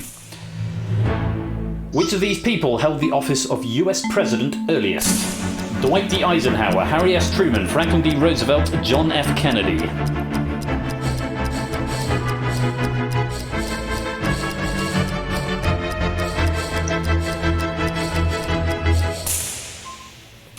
And there's time in the Hive. Slightly fewer answering that one, 27 going for that one. Do you know this one? Yeah, it's Franklin D. Roosevelt. You want to play yourself? Yeah. Okay, let's lock it in.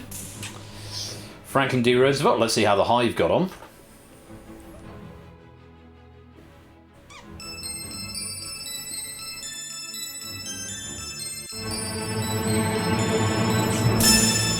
Not quite as much green, but they were still in plurality, 59% of the Hive, and you were absolutely right there, Jack. Yes, Franklin D. Roosevelt, 1937 to 1945, I want to say?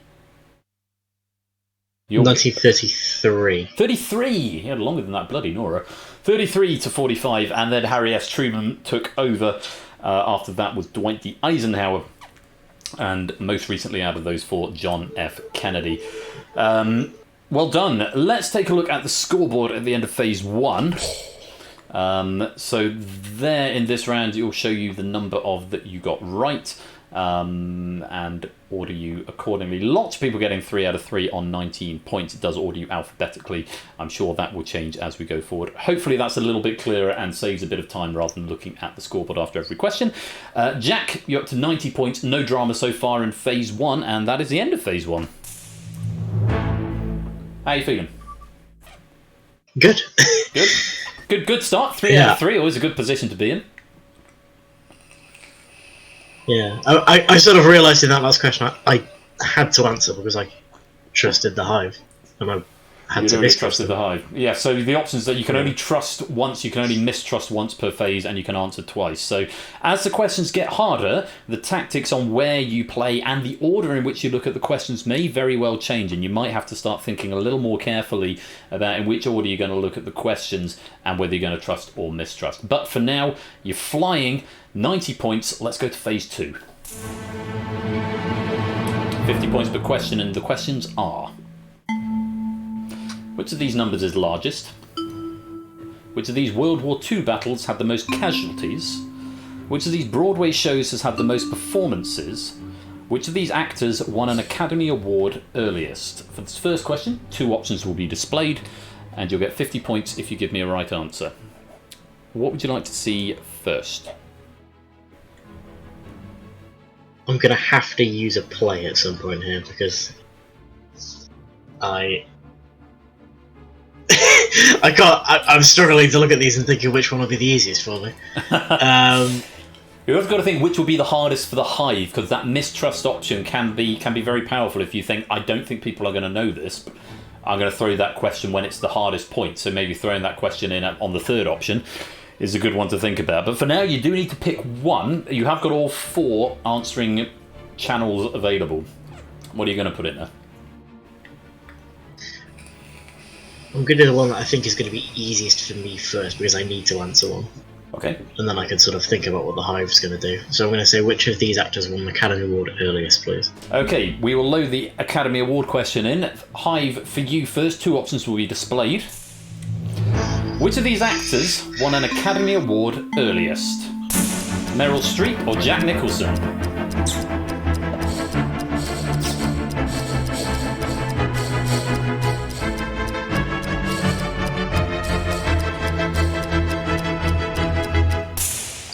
As you time up in the Hive.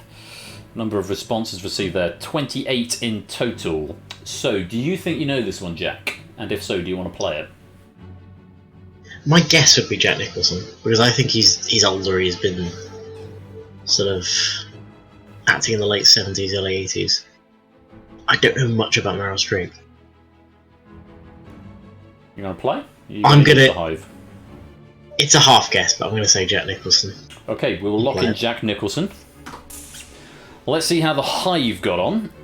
The 28 people who played. Green if you're right, red if you're not. Was the right decision, yes. Jack Nicholson in 1960 something. I think it was for One Flew Over the Cuckoo's Nest. Meryl Streep didn't win until 1980 in Kramer vs. Kramer. She won Best Supporting Actress. Plurality of the Hive were with you, so if you trusted the Hive there, you'd have been safe as well. 64% getting it, and 11 points if you did give me a right answer in the Hive. You've answered one yourself, so all 3 options are still available as we go back to the board. Any of those leaping out at you? I'm going to go for the one I think is the easiest for the Hive to answer so that I can trust them. So I'm going to say, which of these numbers is largest, please? Okay, 3 options for you, Hive. Which of these numbers is largest? The 51st Mersenne Prime, Avogadro's constant, or Graham's number?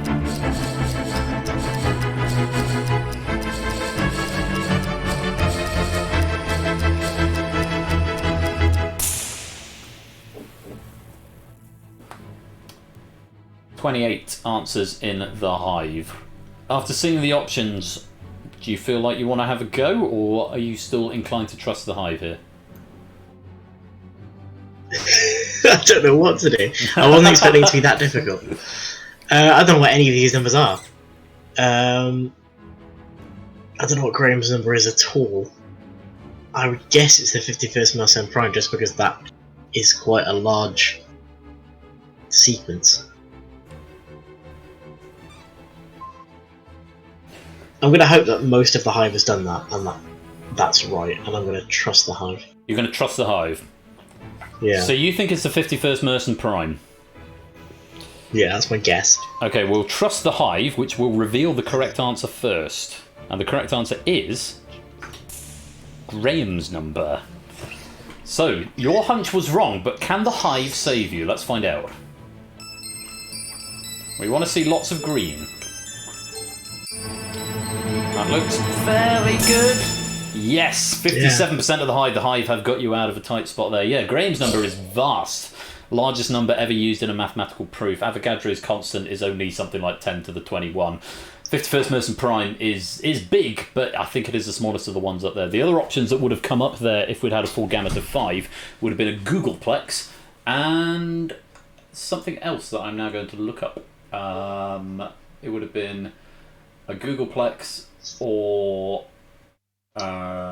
Scuse's number, which I did some research on earlier, but Graham's number is still very much the largest there. So you've got the option of mistrusting the Hive or answering the question yourself as we go back to the final question of phase 2.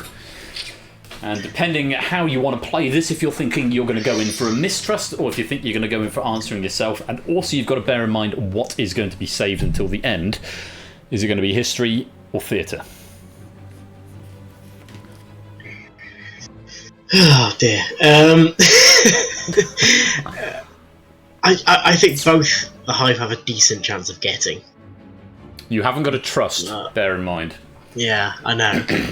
So if you're thinking you're not confident on either... I'm worried about them getting it. Hive, don't let that influence you. Remember, you still want as many points as you can get. I'm going to say World War II battles and hope there isn't just one that everyone has heard of. Okay, we'll go for World War II battles. Hive, over to you. Which of these World War II battles had the most casualties? Battle of Stalingrad, Battle of Moscow, the Battle of the Bulge, or the Battle of Luzon?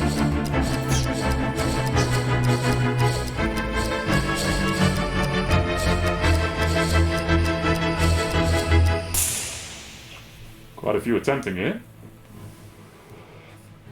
30. Now, you can either mistrust them, or you can attempt it yourself. What are you thinking? My guess is that votes are probably split between Stalingrad and the Bulge, because those are the most famous. I don't know much about either, but I would have guessed Stalingrad, only because I know there was a lot of casualties there. Okay. But I'm going to hope most of them have gone for the Bulge, so that's the one they've heard of, and I'm going to mistrust. You're going to mistrust the Hive? Yeah. Okay, let's find out what the right answer is. Your hunch was right. It was the Battle of Stalingrad. 1.8 million casualties. So, if any of the others are in plurality, then you get the points. We want to see red now. That's a good start. A few more greens creeping in. No. Worked out for you. Absolutely predicted it down to the nose. Yes, they were very much split between Bulge and Stalingrad. But well done if you went for Stalingrad in the Hive. 20 points to you, 37%. But the plurality there was with the Battle of the Bulge, 43%, which was the wrong answer. Good play. Very good play from you there, Jack. If you'd gone for Stalingrad, it would also have been the right answer. But good use of mistrusting the Hive right there. That's the end of phase 2. Let's take a look at the scoreboard at this time and see how you got on in that round. A few people getting 2 each here. No, oh, there's Bitter Otter getting 3, as did Jogging Chump, as did Halo. We've got a big change in the scoreboard at the top here. Halo and Jogging Chump tied at the top with 63. Just a point now between Colo and Bitter Otter, and Sansa, 52, 51, and 50. Very, very intense. And then we get down to our bigger ties here. We've got a 43s here. Quite a few players on 43. DVD Smith, 3 Ruckus, only Quizface, Quizzle. But some high scores coming out of the Hive, has to be said. And it does count for everybody in the game at any point. So even if you're AFK, it will still give your score there, and they will still be converted into pennies. Jack, you're doing really well. We've not heard that horrible bumpy noise yet, which means you've got one wrong. You're 6 for 6. You're up to 270, and that's the end of phase 2. Thanks, David. Take care. Good to have you. So, Jack, 6 out of 6. Has it been an easy ride? I was surprised that prediction on World War II battles came out so well. I was totally expecting there to be some factor I just wasn't thinking about, like, you know, there was something famous about the Battle of the Bulge, but it was that Stalingrad had a lot of casualties. I mean, the Bulge is the most famous because it was the last major German offensive, but it wasn't massive in the way of casualties. I mean, it was still a lot of people died because it was, you know, Second World War, but it was 800,000 compared to 1.8 for Stalingrad, 1.8 million. I think 1.6 for the Battle of Moscow, which was the second most popular there. So, but you played well. You're playing really, really well through this. We're going to go on to phase 3 of 4. You're up to 270. Let's see what this board brings. 80 points for this first question. And the options are, which of these novels was published earliest? Which of these medical TV shows has the most episodes? Which of these alphabets has the fewest letters? Which of these singles has spent the most total weeks as UK #1? So literature, television, language, and music. Anything leaping out at you here? I think I could have a guess at novels, and I could have a guess at alphabets. Okay. Any particular one you want to see first? Because remember, you're not committed to doing anything. If the options come up and you suddenly think, oh, actually, I think the Hive might have done X, Y, or Z, you can, of course, change your mind. But there will only be 2 options displayed on this question. Which out of the 2 you're going to start with? Or out of the 4?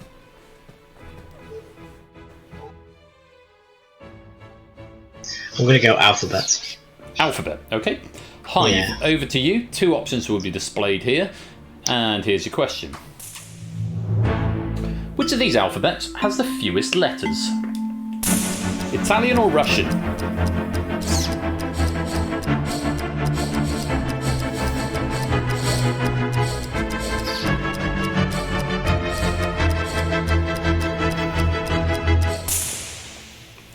And there's your time in the Hive. Italian or Russian? 28 players attempting in the Hive.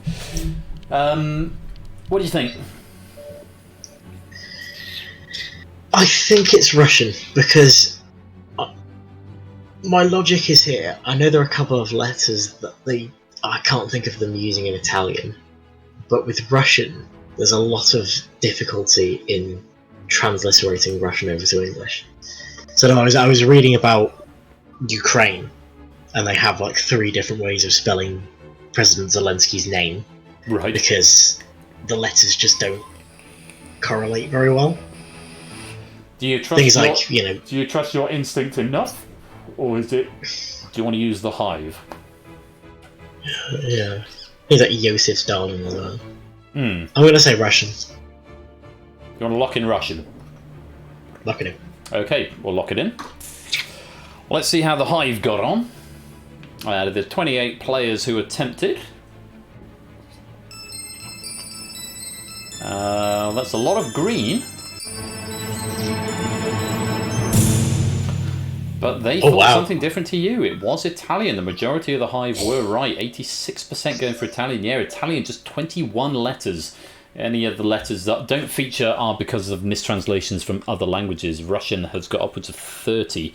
As Top is saying, yes, 21 letters in Italian. It's your first misstep there. Should have trusted the Hive. But no drama. Hive, if you did get that one right, you're getting 5 points. So you still got all 3 options open to you, Jack, on this next question. There'll be 3 options open to the Hive, but that is a wrong answer. Wholesimp, welcome to the stream. Good to have you here. Let's go back to the question board. Still 80 points rewarded because you got that one wrong, so 80 points will be your reward if you make the correct decision on this next question, which is going to be what? Novels. I think novels. Okay. The Hive has the best chance of answering that. Okay, 3 options. Hive, over to you. Which of these novels was published earliest? War and Peace, The Count of Monte Cristo, 1984.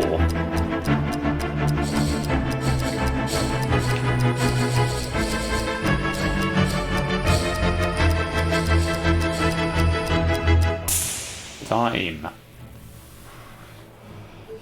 Hive is locked out. 26 players attempting in the Hive. I know the difficulty in reading the 6s and the 8s. If you've got a slightly smaller monitor, that is a 6. It's 26 players attempting there. So Jack, what do you think here? I think most of the Hive can do what I can do, which is eliminate 1984, because it's definitely published after War and Peace. Okay. But I can't place The Count of Monte Cristo. So I think, considering they've got, most of them will probably have a 50-50. Most of them, a bunch of them will probably be able to sway by knowing the answer. I'll trust the Hive. You're going to trust the Hive? Yeah. Okay, let's lock in the right answer. What's the Count of Monte Cristo? 1830 something. War and Peace 1870 something, I think. So we want to see lots of green. That bodes well. Well done, Hive. We've got through another question there. Count of Monte Cristo was the right answer, and the majority of the Hive going for that. 85%, 50% go for War and Peace. And as you correctly asserted there, Jack, nobody thinking it was 1984, published in 1948, I want to say. I think it was just sort of inverse the last 2 digits. 5 points if you got that right in the Hive. Jack, another 80 points to you. 4 options for this next question. And remember, the one you don't pick will go to the finale. Or the final phase. With 4 options and 90 points at stake, what's next?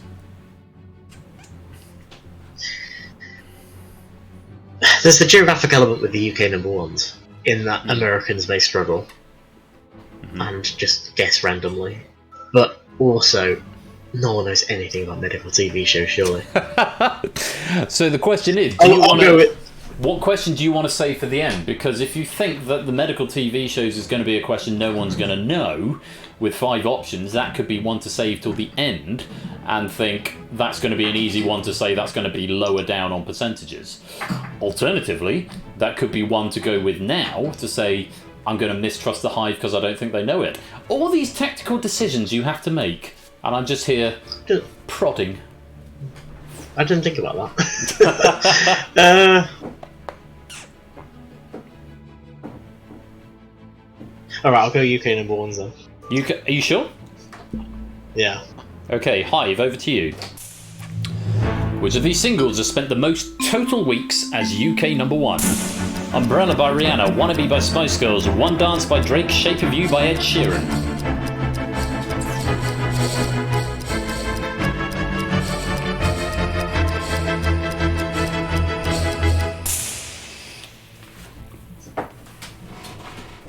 $28 again.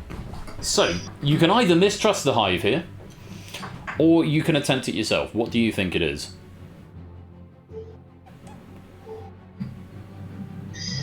Think of it.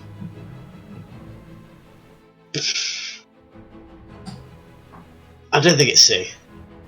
You don't think it's... Other than that, I'm struggling. You don't think it's C? I don't think okay. it's... No. But other than that, I'm struggling to answer that. I think it's probably Shape of You. But at the same time, I think a lot of players will just guess. And maybe the Spice Girls have sprung it. I'm going to mistrust. Okay, we'll mistrust the Hive. Let's lock in the right answer. It was C, One Dance by Drake, 15 weeks at number 1. So, if any of the others are in the majority, then we're happy. Lots of red is a good start for us here. And yeah, the Shape of You by Ed Sheeran was the most popular answer there, 68%. Only 13 weeks as UK number 1, whereas One Dance was there for 15 weeks.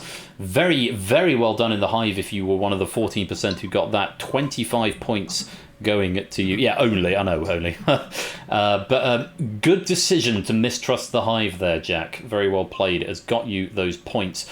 And 25 points in the Hive. Let's go and take a look and see how you're getting on. 440 is what you're up to here, Jack, which is a great score, has to be said. It's Sotley managing to get all 3 in this round, as did Quizzle, as did Jogging Chum, who takes the top with 98. Samster in second with 80. Quizzle currently in third with 78. Oh, it's all hotting up now. It's all hotting up. Those the scores in the Hive and the answers that you gave in that round. Jack, you're up to 440, and that's the end of phase number 3. So, we're now thinking about the 3 questions that you've left out that are going to form the final. There's one more to be added to them, and one more phase to go through to try and maximise your score. How are you feeling at this point? 440 is a good score. Yeah, I hadn't thought about how the final would shape up, but I mean, geography, quite good for quizzes. Broadway, I think, will have a sort of base of players who know it, and medical TV dramas is all over the place. Yeah. So I think that's a good set. It's a good mixture. Of course, the order will be shuffled apart from the first question that gets aired. And I will urge you, when that first question does go out to the Hive, take note of who is answering as well as how many are answering. That's all I'm going to say, and I'll remind you of that when we get there. For now, let's go to phase 4. So 100 points available for the question. And they are: which of the dog breeds was the most popular in the UK in 2021? Across all categories, which of these video games has the fastest speedrunning world record? Which of these countries' capital cities has the most letters in its English name? Which of these animals has the longest average lifespan in captivity? That's your final board, Jack. Anything reaching out to you? I don't like animals, so I'm going to struggle with those two. So the question is, do you want to get rid of them now, or do you want to save them till the end? My logic is really been to do this in order of difficulty because of the 2 options, 3 options, 4 options. Okay. In that, I can give myself an easy one with 2 options. Mm-hmm. I can give the Hive a 3-answer one they'll probably know, and I can give the Hive a 4-answer one they probably won't know. Solid strategy. Sort of, yeah. I'm But then thinking you've got the twist of the end game and how that plays into the factor there. Do you want to save a really easy question or a really hard question for the end? So I will leave it with you. Where are we going now? It's 100 points at stake. I think the animal ones are just too difficult for me to tackle. Otherwise, is the issue. Okay. So remember, the think final capital questions you don't have to answer. Do bear that in mind. Yeah, capital cities I think will be quite easy for the Hive, but I think I'm going to do okay with speedrunning, so I'll do that one first. Okay. Hive, over to you first of all. Across all categories, which of these video games has the fastest speedrunning world record? Is it Mega Man or Super Mario Bros?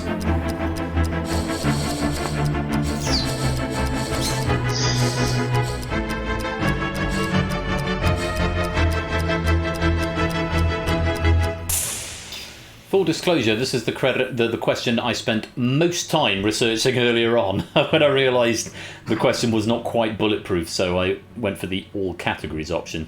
What do you think?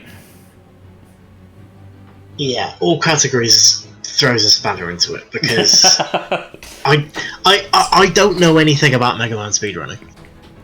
It's possible they have a category which is sort of glitched any percent, which can be done by just messing with the menu and immediately warping to the end. But Super Mario Bros. I've seen a documentary on it, and likewise, they are pretty much cutting it down frame by frame now to get to a theoretical perfect score, which is I think around 4 minutes.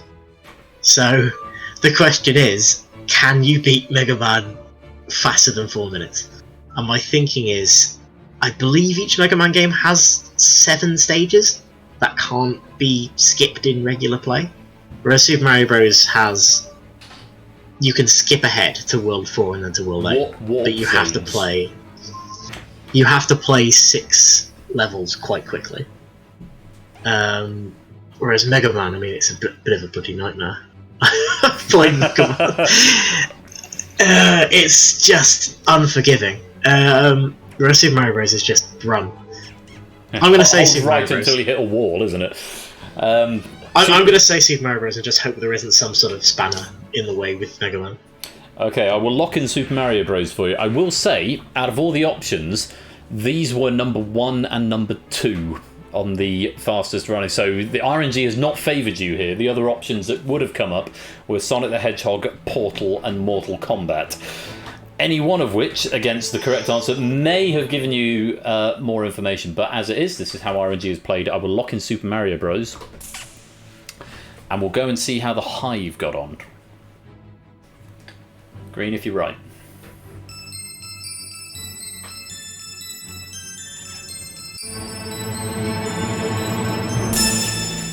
Hive are in agreement, and it is the right answer. 4 minutes 51 and a bit seconds. Mega Man is up at 9. Although the all categories, as soon as you look at the all categories, Mega Man actually you can do it in 3 minutes faster than Super Mario Bros. But there is a category that allows you to complete Super Mario Bros. In 2.5 minutes. So by whichever way yarn you spin it, Super Mario Bros. Is the fastest. Good play. 5 points if you gave a right answer in the Hive there.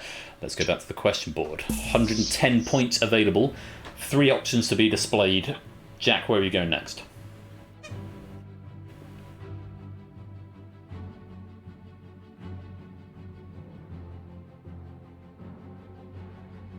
Oh, it might be 454, David. I've may have misremembered. I thought it was 451. Maybe it's 454.1, but it's 450 something.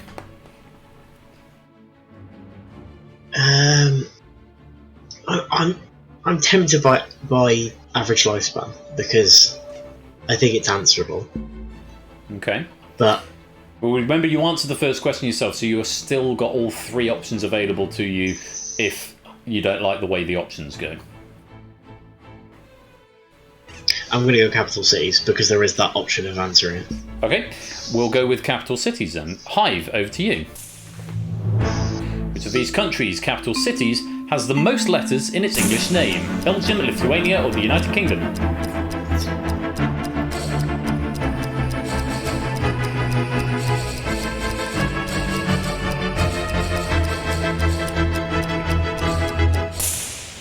Time. 27 players answering in the Hive here. So this is one a bit of a lifeline maybe for you, Jack. You could possibly sit and work this one out. London has 6. Brussels has... Just writing it in front of my face, 8. And Lithuania, I might embarrass myself live on stream here, but I'm 90% certain it's Vilnius, which has 7. Let me just think about that. Estonia has Tallinn and Latvia has Riga, so yeah, it's Vilnius. Which is 7, so that has the most letters. It must be Belgium. Lock it in. I will just remind you, if you lock in this question, you must use the Hive on the next one, whatever the question comes. Yep. Okay, we will lock in A, Belgium. Let's see how the Hive's played.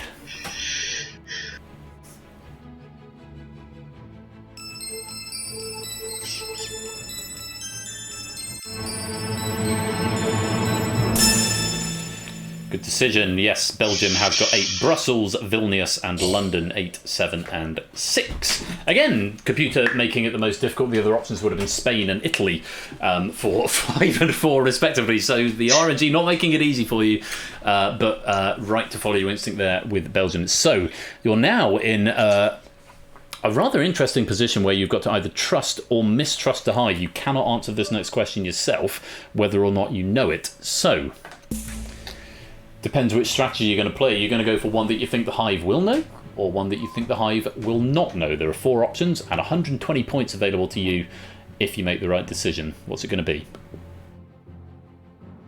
Oh, this is difficult because they both feel like they could be guessable, and I know so little about both. It's definitely a case of I could not see if it's easier than it is. I'm going to say dog breeds. You're going to go dog breeds. Just a reminder, the captivity question will go to the final with 5 options. Yeah. My thinking with that is I don't want to put too many of the most difficult questions in that bucket. Okay. Dog breeds then. Over to you, Hive. And Colonel Hans Slander, welcome to the stream. Good to have you here just in time. You can join the Hive at any time by whispering the answer to the bot. Hive, over to you.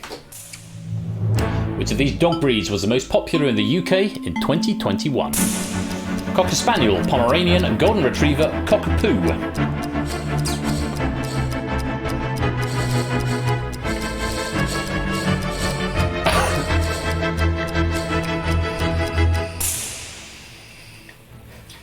And the Hive is locked. 29 players attempting. So, Jack, you can speak freely because you can't answer this question. What do you think it is?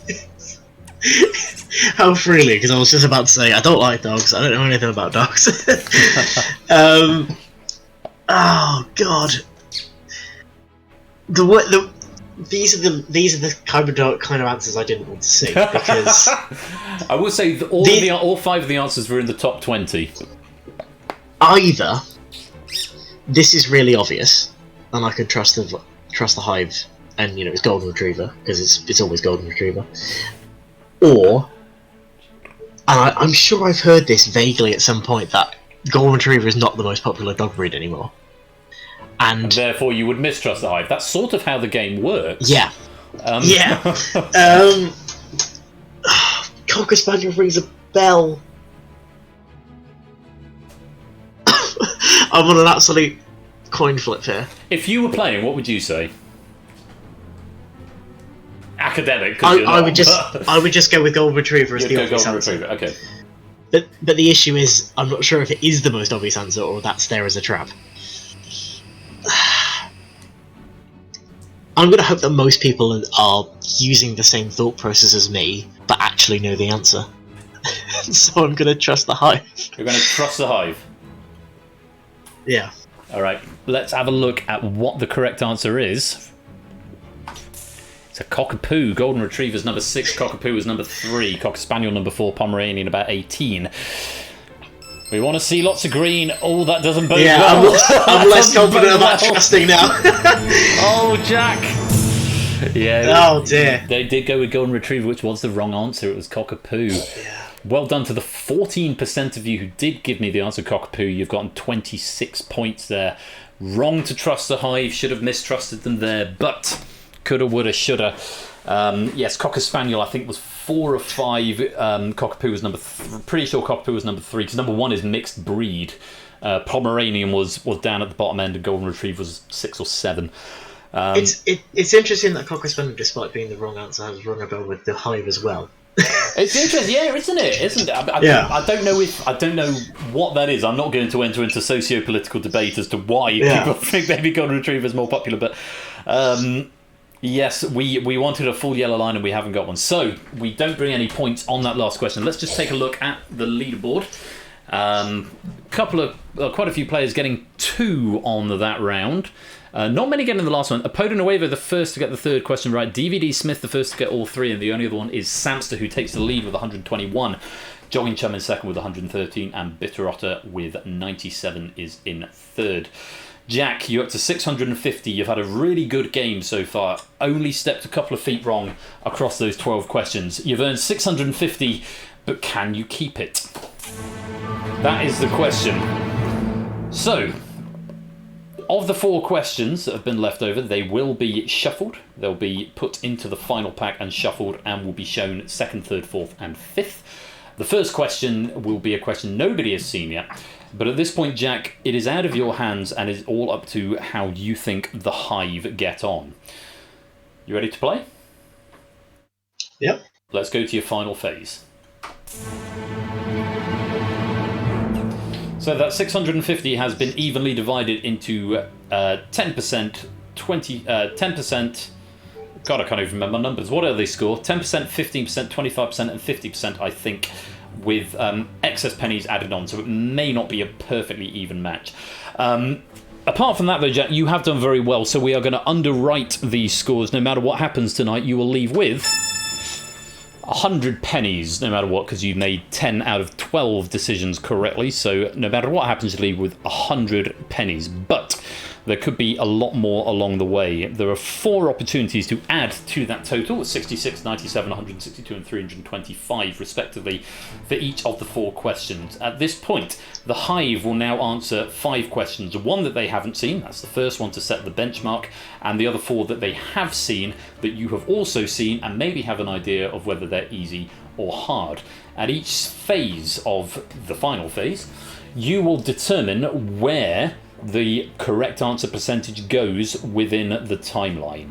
So after the first question, it'll be either higher or lower. The next one will be A, B, or C. The next one will be A, B, C, or D, and so on, all the way up to the end. So they get harder as they go on, and of course not helped by the shuffling of the pack. Are you happy with the rules?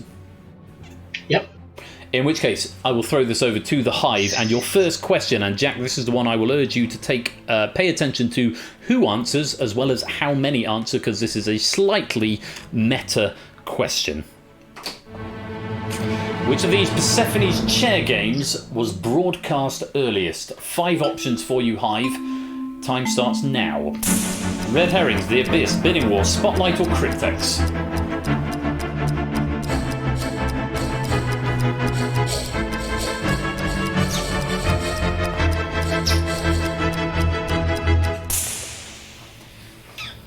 Few of the Hive holding back on this one, just 25 answers. Obviously, Jack, it doesn't matter for the game, but which one would you have gone for?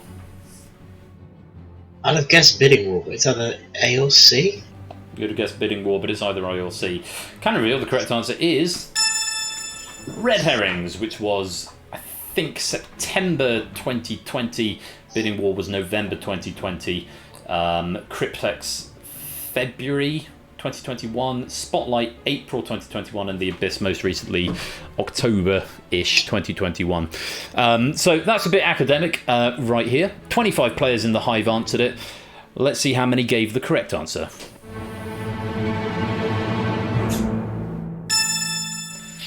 %60%, that's a pretty good benchmark to start with. Well done if you gave the right answer in the Hive, you get 11 points. 60% of the benchmark, that's pretty good. Could be a lot worse here, Jack, so it's a sort of higher or lower than slightly more than the middle. So, you happy with the rules? Yep. Let's give the Hive the first question that matters, for you at any rate. Hive, over to you. Which of these Broadway shows has had the most performances? 5 options, and they are... Mamma Mia, A Chorus Line, Wicked, Rent, The Book of Mormon.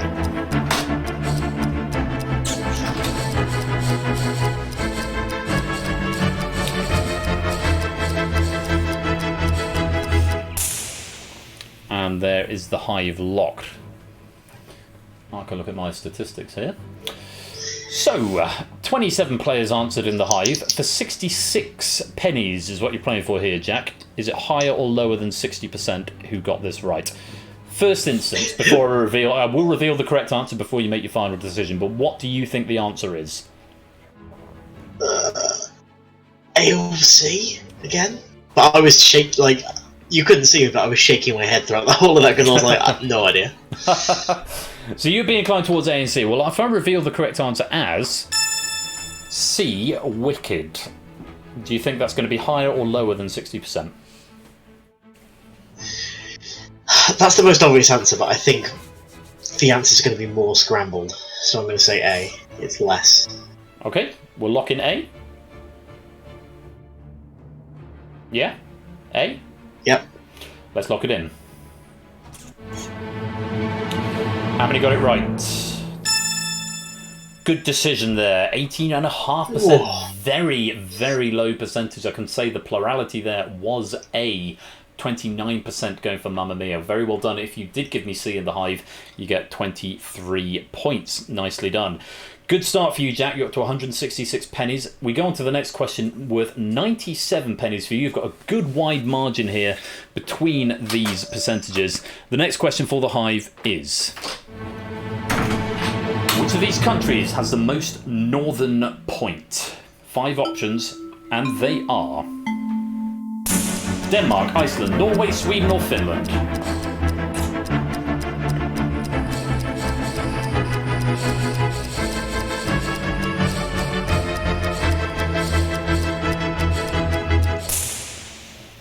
Time up in the Hive. So, 27 players answered. You're playing for 97 pennies here. What do you think the answer is? I think it's Denmark. I think Greenland goes higher than Svalbard. Okay. Let's take a look and see what the correct answer is. It's actually Norway. Oh, that's rough. Because I thought, yeah, there's Svalbard in your 9. I will add, for clarity on this question, if it influences you either way, I may have missed Greenland off when sourcing this, and I'm going to check it now because I think it's important for you to know what the Hive might have thought. I can confirm Greenland goes a lot higher, but Greenland did not factor into my thought process when I wrote this question. So, with apologies to the Hive, if this has led you astray from what you might have said otherwise, the correct answer is Norway. If we're talking mainland, which is probably a word that should have been in with the question. Jack, does that affect your decision in any way? If anything, it makes it more difficult because, as much as I like to say, there are players who've done that coin flip. As well, it could be that an absolute huge majority have gone for Denmark because it's the right answer. Technically, by what was written in the question, yes, yeah. Oh, this is difficult. Yeah, I know that, David. That's my bad. That's what happens when I write questions the afternoon of the show and don't get it proofed. With apologies to the Hive. The thing is, I think it's just between these three. I think most players have eliminated Iceland, Sweden, and Finland, and most of those obvious feeling questions went into sort of 85-15% margins. The question is, though, you don't necessarily have to know exactly how many. You just have to know, was it more than 60, less than 80, fewer than 18.5, or somewhere between the two? It's that 18.5 that's worrying me. I'm going to say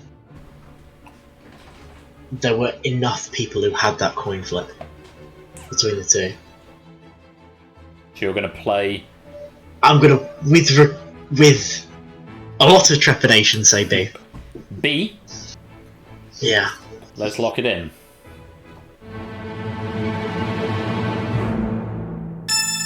Good decision. 97 pennies added to your total. 44.4% went for Norway. It was the plurality there, 44.4%.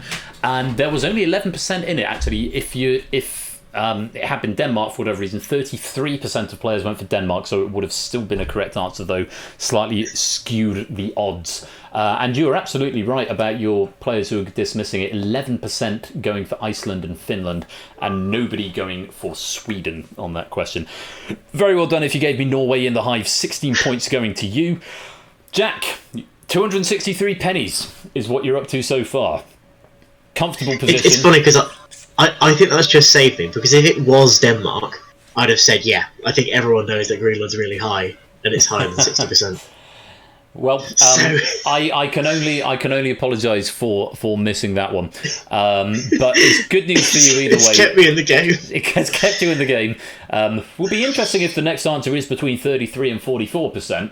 We'll see if we still feel happy about that. You're up to 263 pennies. That's guaranteed. The next question will add 162 to that total. Hive, depending on you, 5 options, and the question is: which of these animals has the longest average lifespan in captivity? Burmese rock python, horse, bald eagle, tiger, greater flamingo.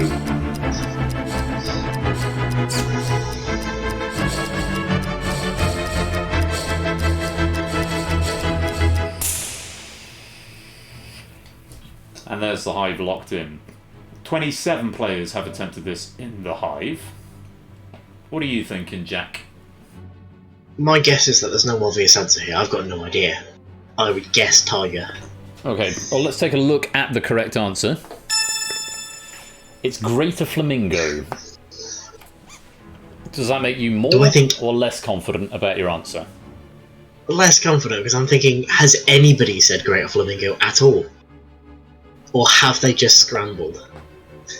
Because I thought, I don't think it's the python, I don't think it's the flamingo.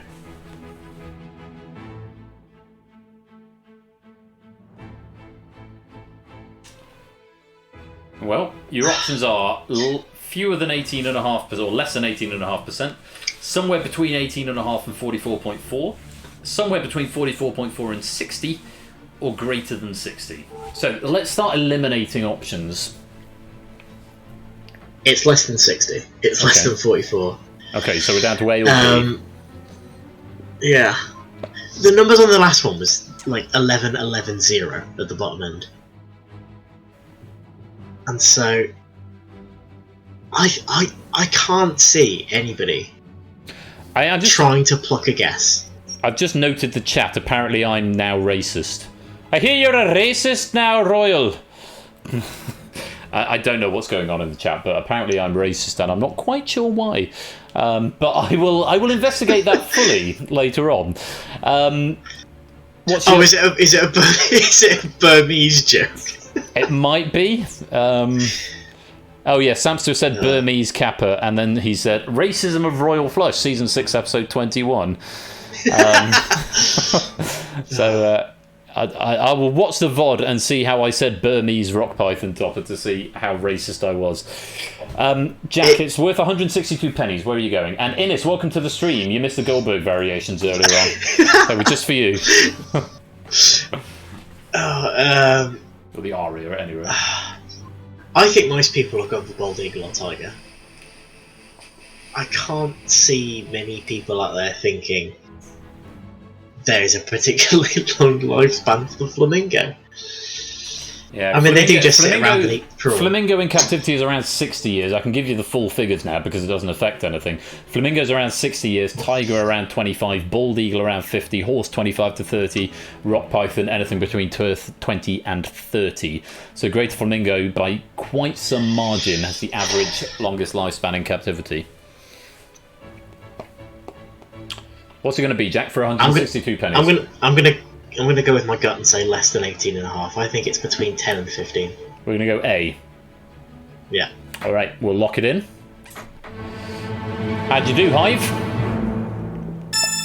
Good decision. 14.8%. Just shy of 15% going for the correct answer there. And if you did get that right in the Hive, 24 points going your way. Very well played, Jack. And yes, the rock python, Burmese or otherwise, 20 to 30, the horse 25, the bald eagle 50, the tiger 25, and the great flamingo 60 plus average lifespan. Well played. The big one now, Jack. You're up to 425 pennies. No one can take that away from you, but this final question could net you a total of 750 pennies to take away. It's over to the Hive. How are they going to fare with this final question of the night? Which of these medical TV shows has the most episodes? Scrubs, ER, Call the Midwife, House, Grey's Anatomy.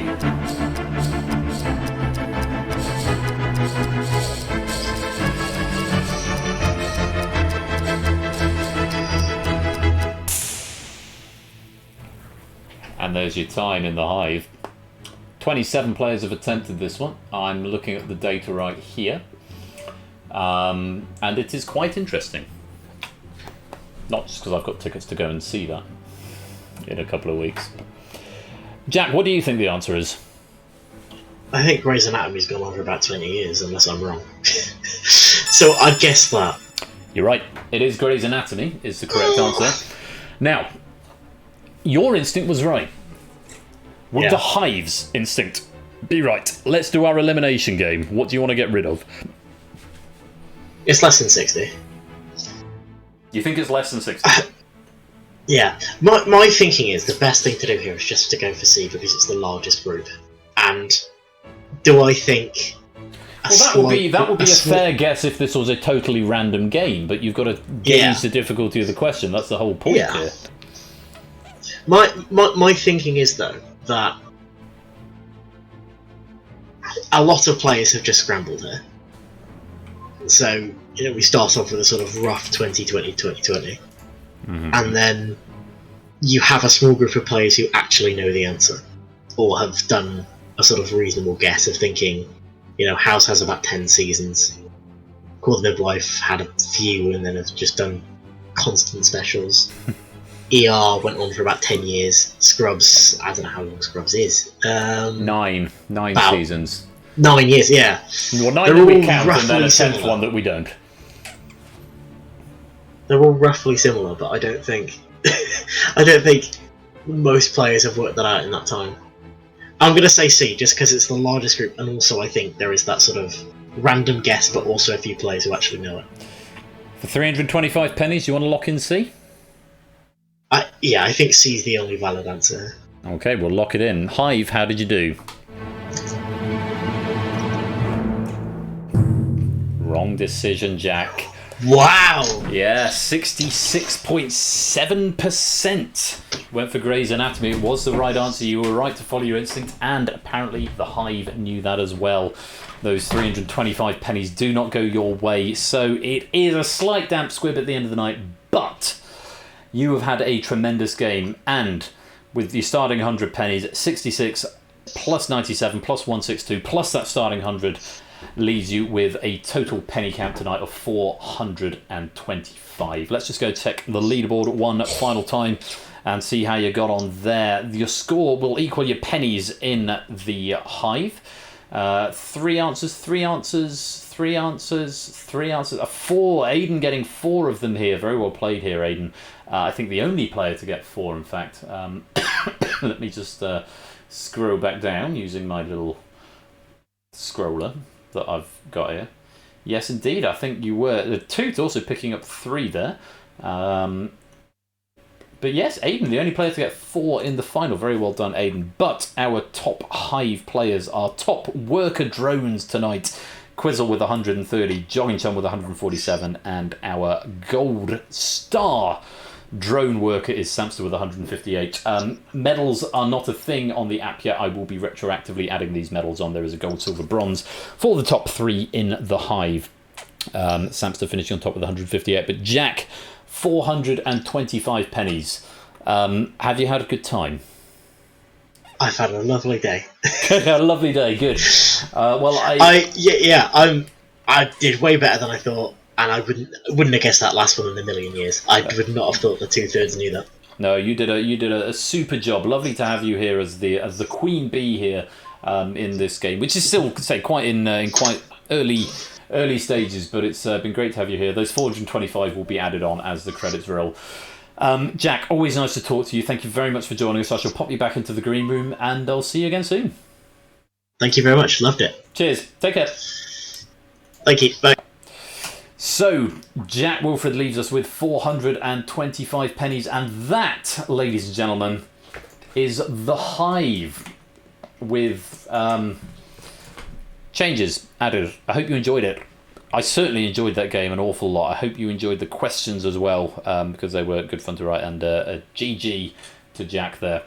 Those pennies will be added onto your total, and that is, as ever, by the way, if you have got further feedback, do pop your suggestions into the suggestions channel of the Discord. I look forward to reading them, and all of the very many DMs that I've had since starting streaming 4 hours ago. Pog. Yeah, Jack doing a great job there, finished with 425 pennies. Look forward to hearing your feedback if there is any further additions that you think, or further changes that could be made to the game. What is going on this week? Bash is here tomorrow with the stream schedule. It is 1 versus 100. Do go give Bash a follow for so many reasons. And I did promise Quizzle a happy birthday, by the way, so if everyone would like to join in with this. Happy birthday to you. Happy birthday to you. Happy birthday, dear Quizzle 83. Happy birthday to you.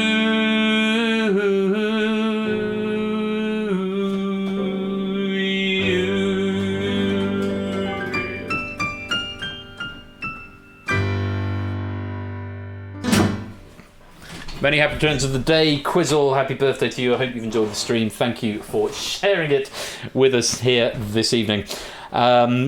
So, Bash has got 1 versus 100 tomorrow. He's also got Outright on Friday. I did say on Saturday I was going to message him to see if I could write a pack for that. It looks like he's got 3 out of 4. Bash, if you're still 1 short, that could be a fun thing for me to do tomorrow. So let me know when I respond to your DM. I might write you an Outright pack if you do need one. More prevalently, before that, the arena continues on Thursday at 7. That's right here, twitch.tv/royal_flush. Part 2 of the day 3 heats in the arena. Very much looking forward to that. Big note to say, apart from Outright on Friday, Ash is here all day Saturday from 12 noon with his 500 questions charity stream. Do go give him a follow if you're not already. As a result, I will not be streaming Saturday night. Fandry, thank you very much for that follow. Welcome to the fam. Great to have you with us. And I hope you enjoyed this evening's fun and trivia. Saturday, I'm not going to be streaming at 8 PM like I normally am. I am making way for Bash's charity stream, which is running all day. But he'll be running from about noon, probably until about midnight, maybe shortly afterwards, for the 500 question stream. I've contributed 40 so far. I need to write another 10 tomorrow morning. It's all the special questions that I need to finish off. So I really hope that you'll come and support Bash with that on Saturday.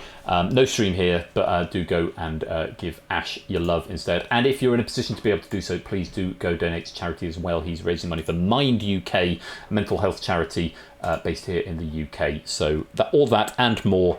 RDS Scorecard has not been proofing questions tonight because he has been watching the stream. I can't back that up, Score, but I know Score's doing a lot of proofing work behind the scenes at the moment. Topper is also going to be here. If you don't get enough trivia action on Saturday, Topper is going to be here on Sunday with the 20... No, he's not. Yes, he is going to be here with the 21st question, Sunday the 27th of February at 8 p.m. Do go give him a follow. I, in the meanwhile, will be back, apart from Thursday for the arena, next Tuesday with My Mind's Gone Blank. That's the pack that I'm going to write to warm us up. Cryptex by Dogfish and the all-new Danger Zone, if I can find some time to rewrite the music between now and then. Danger Zone as written by Aaron, Cryptex by Dogfish, and My Mind's Gone Blank by me. Possibly some other stuff as well. We'll see how we get on. But yes, the all-new, brand new look Danger Zone is coming next Tuesday. The first airing of that, the first formal airing of that, Danger Zone 3, if you like, is going to be next Tuesday at 8 p.m. right here. And I hope you can join me for that. And that is going to be it for this evening. Is there anyone to raid? No, not really. Supersonic's playing Mega Man 2, which would be a nice callback to tonight. But I think we'll leave the raid off for this evening. Thank you all so much for joining me this evening for game night. It's been a great fun evening. And then the Hive at the end, which is the opposite of fun. It's quite intense, but it's been some quite chill games tonight with Google That and Moneybox. Very many thanks to Samster and Lupine for writing questions for Google That and Moneybox respectively, and especially to Lewis as well, who proofed both of those packs. I do hope you've enjoyed the Hive as well at the end of the night. Look forward to hearing any feedback from you. Until Thursday at 7 when I'll be back with the arena, and then next Tuesday with more of the same on game night, Tuesday night. I have been Royal Flush. I will almost certainly catch you on Basher Stream over the next few days. Definitely on Saturday I will be floating in and out in some capacity. But thank you very much for joining me. Those pennies are going to be added. I'll do an end game bonus for you all. Until next time, I've been Royal Flush. You've been watching Game Night. Take care of yourselves. Peace out and good night.